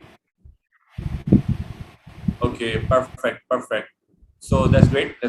Over to Zulqarnain. Okay, thank you very much, and nice presentation, Umair, and nice to see you here as well. Yes.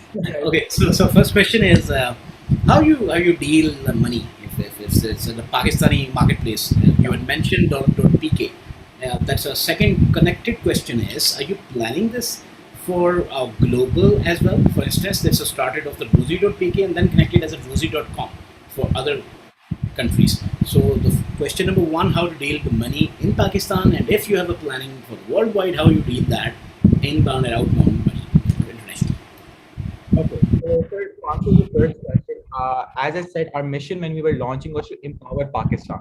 So what we did was we talked to certain gateways and fintech companies that are uprising in Pakistan. As you know, the fintech market in Pakistan is ever uprising, and it's the leading market that's going to outgrow around the world. So we contacted them, namely I would say Vikia, PayFast, and Safe.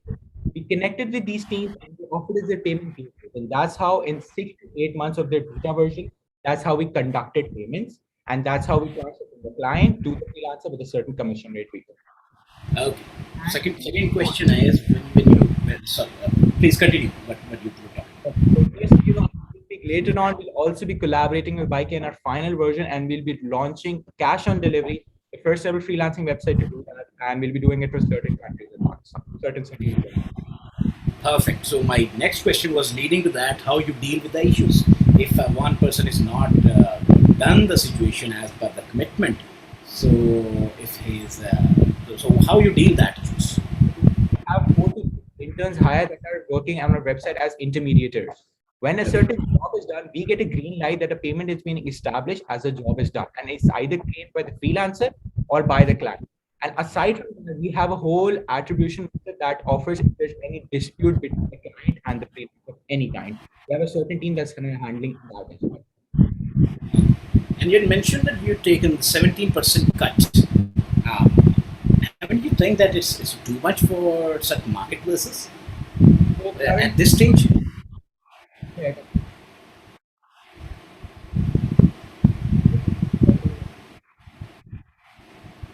I was asking that at this stage, 70%, don't you think it's high amount? It's a high amount of cut? Okay. Why the reason that 17% is very less as comparatively our competitors right now. Namely, if I would take Fiverr and Upwork are charging above 22% just for a $5 transaction. And plus, our terms of stake is plus the taxes and all the things you get if you go with any other kind of brand. We offer legality as well as a service in that combined price. Okay. Last question. Talking about the economic feasibility, what's your say about the current user base? Have you think that it's currently efficient in terms of the finances that you have planned? Okay, so regarding the finances, the biggest bet is that people either put in too much or too less. What our team is doing, we're right now going out to create a economic footpath around Pakistan. We're trying to gain attention and trying to establish ourselves as a company. And then this project of ours is the product of our company. And this product is going to have very less money, only efficient money going into it, that we're going to use very wisely. Right. Thank you very much, Kumail. No other question. Okay, Kumail, just one more question. How much revenue you generate right now? So right now in our beta version that we launched for almost 6 to 8 months, we made a 1 million peak. Okay. 1 That's million. good. Okay, all the best. Perfect. Thank you so much. It is a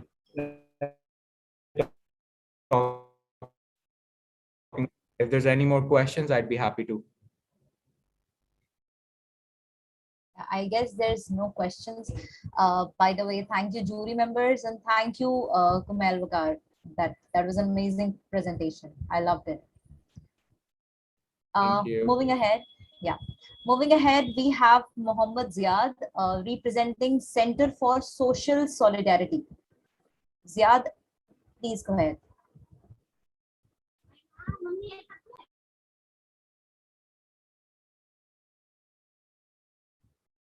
Yeah, your screen is visible. And let me know whenever you're ready.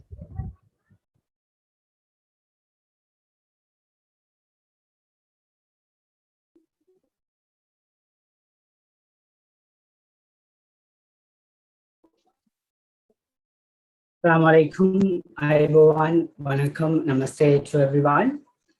Today, I'm going to present a proposed an idea on professionalizing non-profit sector in Sri Lanka and dating into South Asia.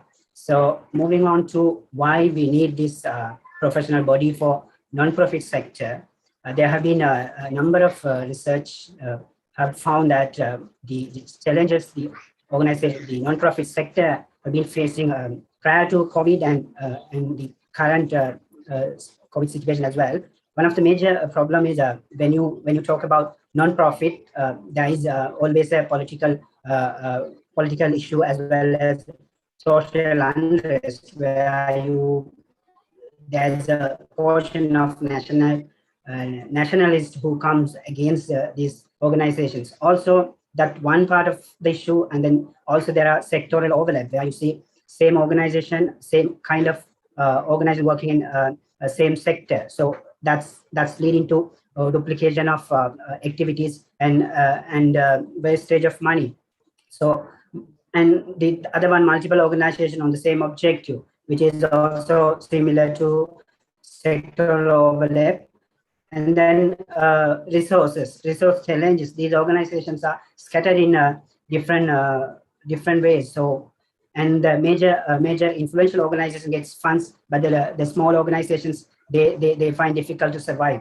So that's one issue with this sector. And the other, when you look at the individuals, the workforce on this sector, they are professionals, but they haven't recognized by the other parties, such as when you look at people work in the sector, they may be accountant or they may be project management officials, but they all get some kind of similar training and specific training, such as peace building and gender mainstreaming. Those kind of training they get.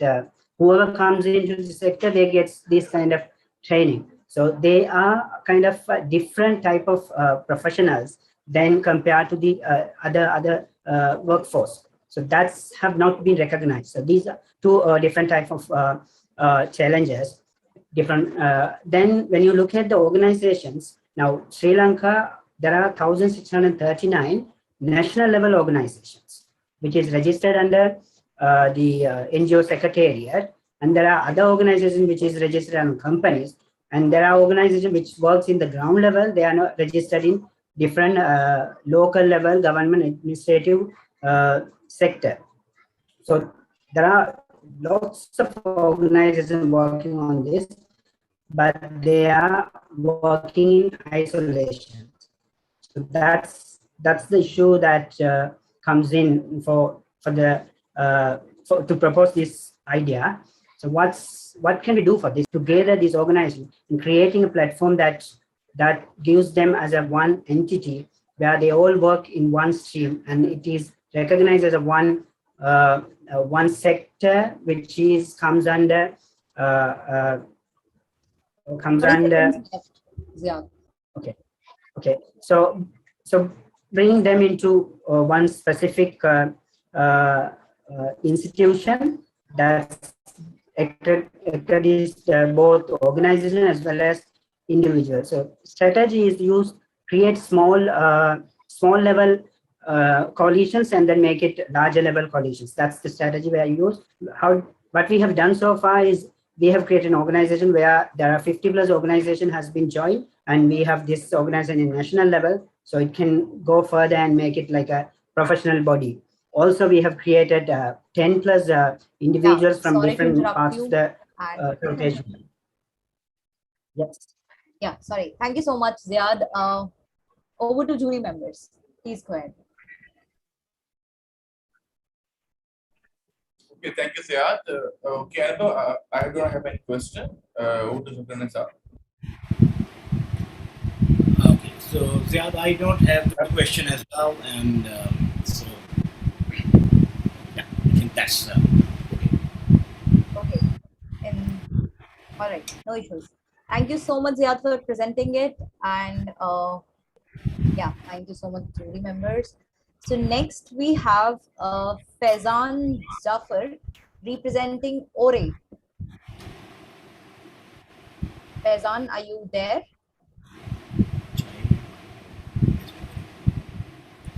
Okay, I guess Team ORE is not here. So let's move ahead with Team Exam Hub, Lanka. Hello. Lanka, are you there? Yes. Yeah, I'm here. Give me a second to share my screen. Give me a second. Take 2 seconds. Can you see my screen? Yes, it's visible. Okay, thank you. Let Okay, me know whenever we go ready. I'll start the timer. Yeah, okay, I'm ready now. Okay, cool. Okay, I'm Lanka Sanjay. I'm from Sri Lanka. This is Exam Hub. When Sri Lanka students submit their question papers for their exam, only 60% institutions did past papers before their ordinary level and advanced level exams. So then looking right and wrong answers, only 35% students are checked right and wrong answers in the exam papers. In that 60%, only 10% students are checked why this question is wrong, how to solve this question, only 10%. So that is the my problem in this my solution. So why students are didn't do their papers? Because laziness. So in Sri Lanka, 4.2 million students in Sri Lanka. This is the 2018 census reports. In 1.1 million students are did advanced level and ordinary level exams. This is my target audience, and my solution is Exam Hub. Exam Hub is an Android application developed by me and my teams for Sri Lankan students. This game like a game. This game like a game. Exam Hub is a gamified exam solution. So this is my solution. In first screen, you can see play quiz, battle quiz, self-challenge, daily quiz, and context area. In play quiz, they can select their subject and and they can do their exam papers like a game. I am create a level-based game system because most of the application have 50 questions or 40 questions per same time. in student did from 15 to 20 questions, then are mental down. Then they are closed that application. I'm use level based system. Per level I use 10 questions. Then they are did desire. This is like a question here in this mic item in Google Voice. I'm integrated for this, and question is here for students, and I use 50-50 skip past the audience and skip timers for student lifeline. And after get 30% of mark, they can do next level. Before they didn't got below 30% marks, they need to replay that paper. And I'm get leaderboard. I'm encourage my students using this leaderboard, and I'm use self-challenge. Self-challenge means they can self-challenge for their own self. And in this is a battle. They can play exam papers with their friends. This is my website, or it launches, and currently it's only Android application, but I want to develop its Android and iOS and Huawei. So I'm using Flutter development, and this is my new user interface. I think I can launch this application in last of this month. So I'm used revenue for Dialog Idea Mart and Mobitel MisFits. That's a mobile payment option. So now I get Lankan rupees 95,000 rupees per month for income. I'm charged 3 rupees per day in active users. In now 1,500 students are active, daily active count. And why we different from another applications? So we are not using a traditional exam system. We are using that level-based system. And we are use 10 questions per level. Then they are mentally is already okay. So we are giving some gift for encouraging our users and our students. So we are update latest content and easy to use this application. So this is expansion details from me. This application launched in last year, and I'm reached 500 students. Then I add grade 6 to 10. I'm start this application from advanced level. Now it's have grade 6 to grade 13 students, and make website. It's reached 1,000 active students. Then website is okay. Then next item, next target is reach 5,000. Sorry to interrupt you, Lanka. You're doing so good. And yes, but time's up. Okay, so, thank you. Thank you so much. Over to jury members. Okay, then this is Umair, and it's a great, mashallah. So let me know how much team member do you have right now? One question. Second question, that is there any organization you have talked with them, or and third one is that how many users, or you can say students, are on board on this app, you can say. Yeah, in this application, I'm launched to an A-level and ordinary level students. I'm use social media for promote this application in this pandemic situation. So now application download is 20,000 plus download, and registered students are 80,500 students are registered, and daily active count are 1,500. This is B2C model. I'm use B2C model.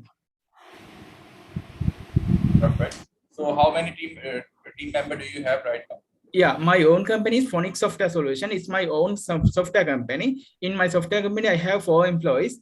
In this company, I'm using in this company employees for develop this application, and I'm use 10 teachers for validate my questions.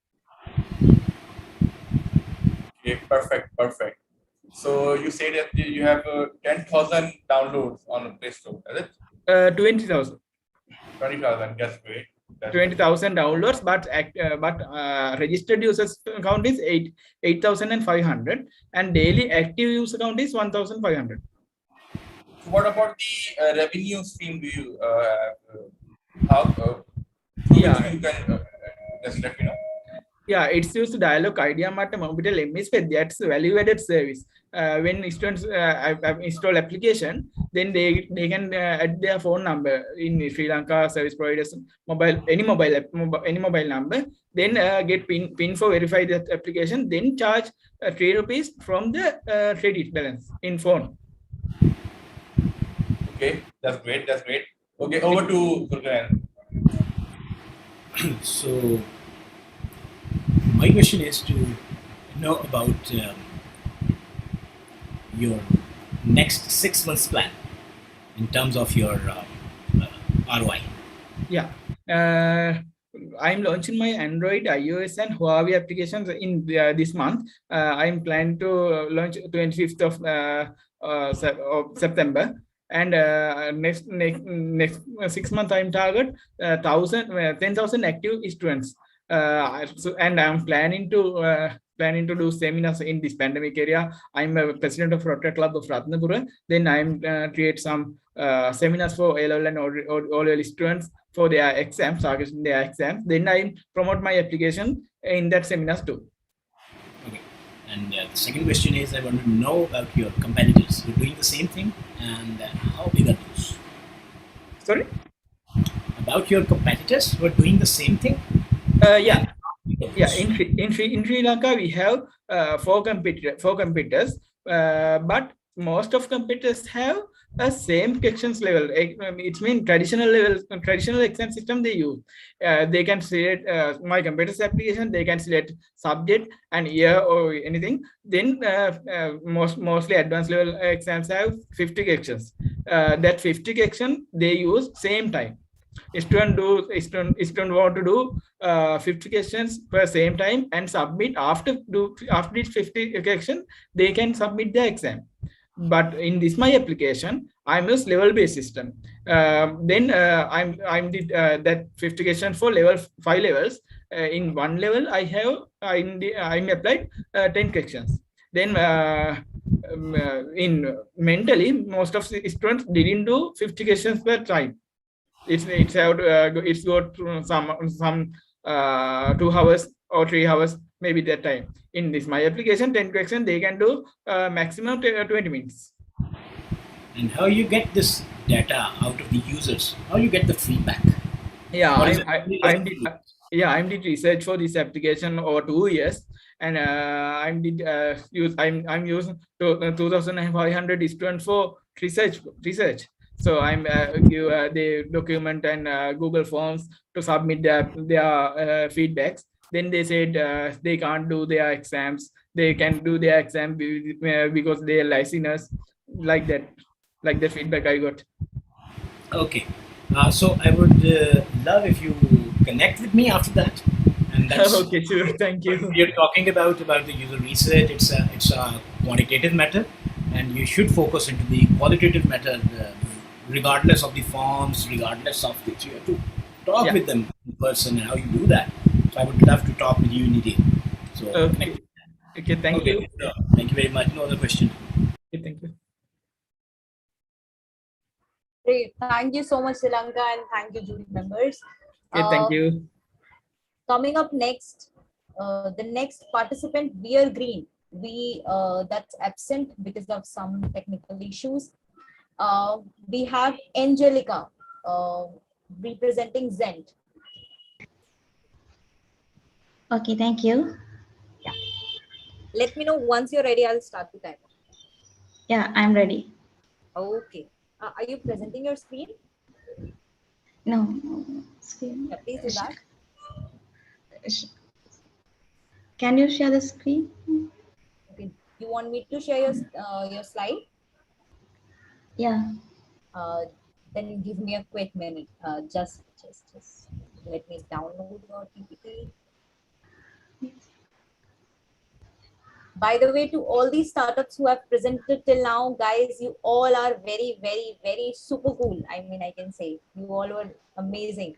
And let's hear to our last participant, Angelica. Shall I share the screen?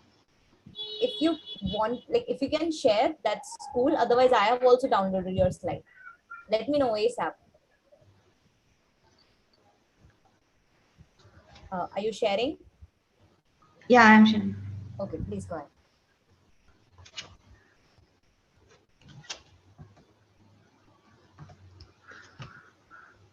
Yeah. Shall I start? Yes, please do. Spend a cent with cent. In the midst of every crisis lies of great opportunities for transformation. After I have successfully completed my studies in 2019, I started to teach IT as a part-time, and at the same time, I started to learn IT through online apps due to COVID-19 pandemic. There I saw a hole in the market of online education apps, and I found that the online apps, what we are using, have some issues such as connect and communicate, cannot complete a job in one app, and difficult to use. When I engage in learning and teaching activities via online, I have to download so many apps and I couldn't get notification such as class time or class cancelled. Therefore, I wanted to make a web app simple, online, collaborative and user-friendly to create a safe and private environment which connect teachers with their students and their peers all within one platform. The idea was born from the concept of teaching and learning experience. So I have found the Zender. It is an educational social networking tool. It is so well designed and provides a means for teachers to easily create an online space where their students can connect and communicate. Features of our app is set tasks and assignments, provides any types of files and resources, make notes, alerts, reminders, and notification, provides a place for students to upload the assignment, provides the ability to connect with teacher individually and secure environment. In this app, students can update their works in timely manner and teachers can view the status like it started or processed or completed. It is a real-time class management platform like a chatting app, no more forgetting presentation and save time. According to the market size analysis, we are getting 10% of the teachers and students from North Province. Total number of students and teachers. Let's see the calculation. In Sri Lanka, total number of schools 10,266. Total number of students and teachers 4,375,000. In Northern Province, 971 total number of schools and teachers 259,000. Our target is 10% from the portion of the market which can be reached. It means 259,000 into 10%, 25,987 teachers and students. However, we have not included the universities, academies, and tuition centers into the set calculation. If we reach this market, it will further strengthen our target market. However, the market is still huge and we want to be the best for this segment.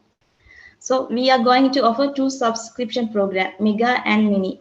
Mega means 1,000 rupees per student annually. Mini means 700 rupees per student biannually.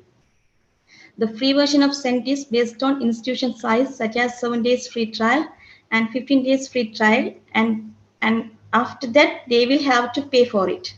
For example, when an institution uses our Cent app, the total amount will be calculated based number of students and credit to our account.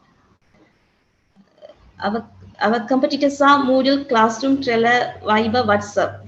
Here you can compare our product features such as assignment notification, alerts, upload, study materials, group chat, scheduling assignment, chat with our competitors. It is the competitors. Our product include all the features in one app. The advertising method with us is mostly on direct promotion and social media. We plan to visit more of the education institution and sell our Cent.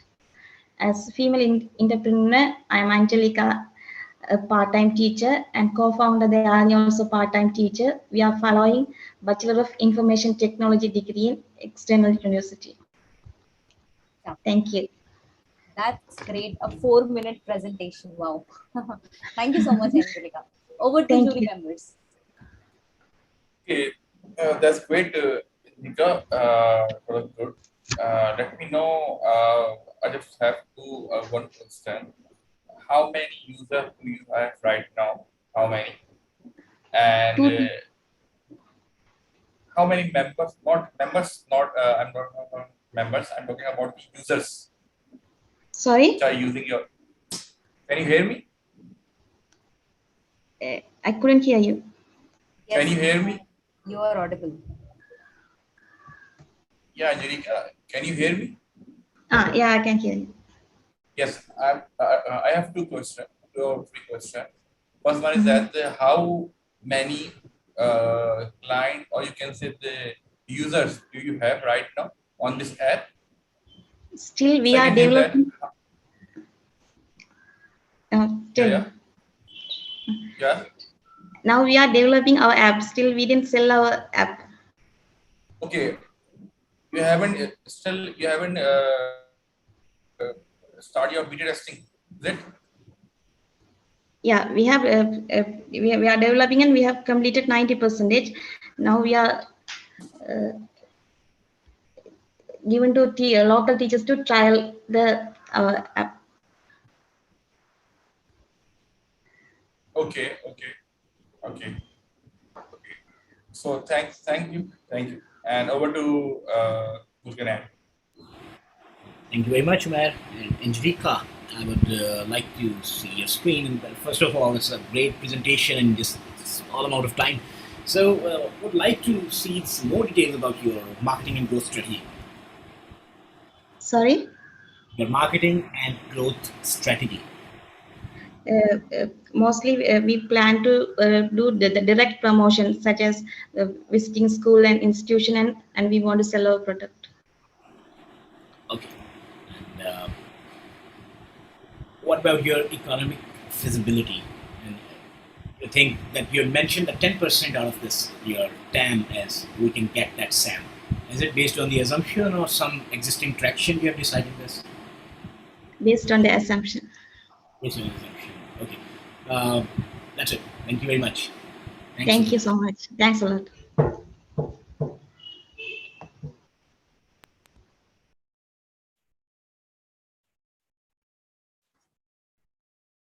That's great. Thank you so much, Angelica.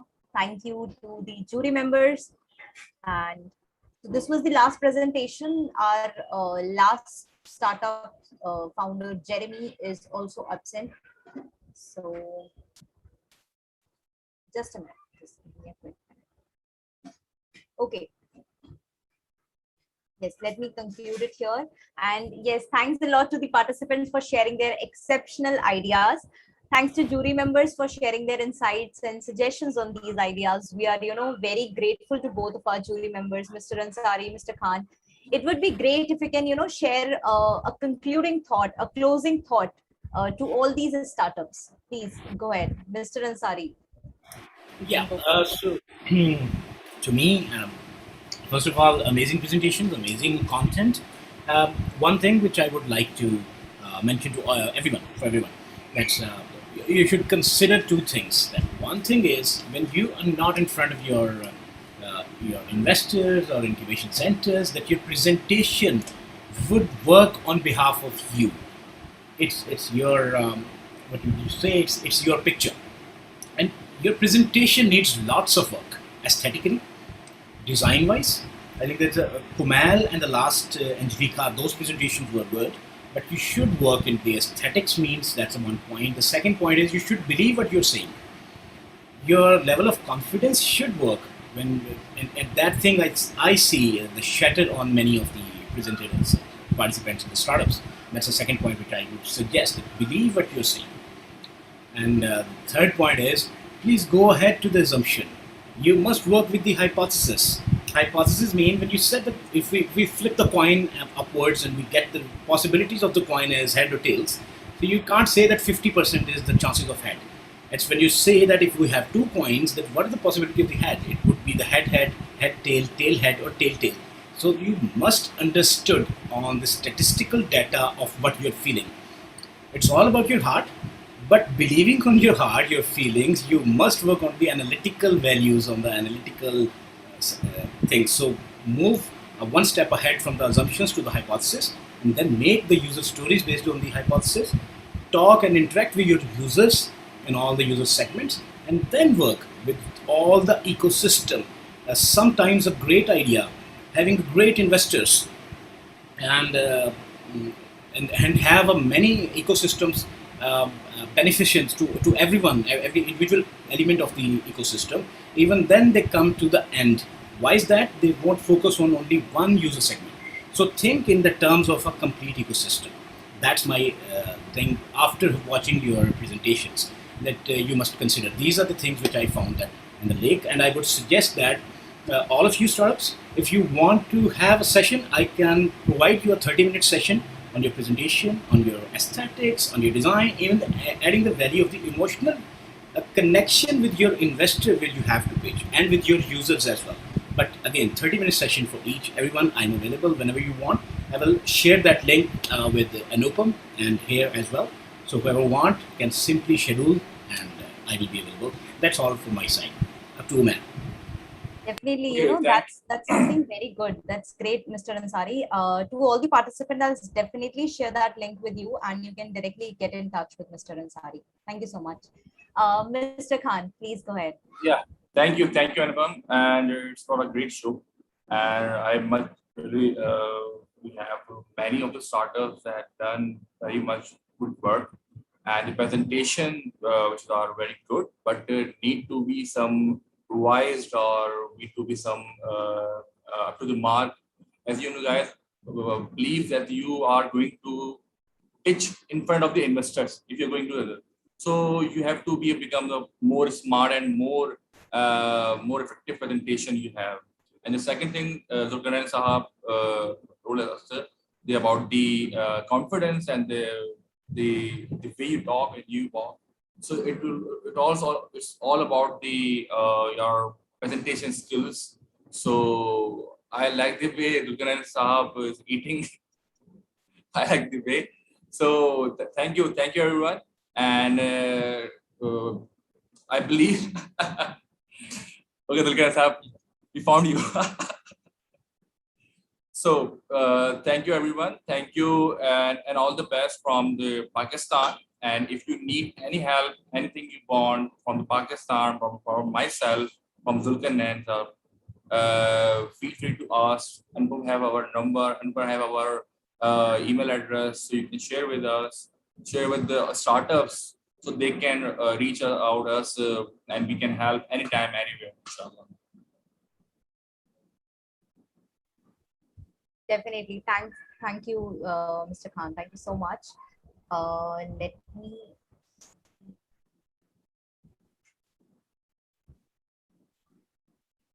Yes. So like here we go, and we have just listened and watched amazing set of ideas from Sri Lanka, Pakistan, and Nepal. So I am concluding this pitch event here, and I would like to thank all our global partners, our other partners like the global co-organizers. The event was powered by Crowdera, Entrepreneurship Cell, I Am Trichy, Impact Pod, and the regional co-host, regional co-organizers, Ajad Labs and Global Shippers Candy. Then our outreach partners, Startup Brain Pakistan and Youth International Conclave. So yes, guys, this was MisFits 2.0 for Southeast Asian 4th region. We are coming the next weekend, the coming weekend, we are covering South Indian region, and then we are moving ahead. So we will be covering 15 regions, and this was the 3rd region. And to all these startups, you all were phenomenal today, and we will announce the winners for what you're waiting for, I know. So we will definitely announce the winners soon, by tomorrow, by Monday. Yes, by Monday, by 20th on our social media platforms. I'll share that in the group also. Please stay there. I'll share the Luma community link in which we are super active. You can get connected with other startups as well, like startups from other regions as well. So please stay tuned. Do join the next pitch event also. And yes, that's all. With this, I would like to end the event here only. So let's be a change maker. Thank you so much, guys. Thank you, everyone. Thank you very much. Thank you. Okay, thank you everyone. Thank you very much. And I've shared my LinkedIn ID, so you can contact me. Sure, I'll share that in the WhatsApp group also. That's great. That's good. Thank you. Bye bye.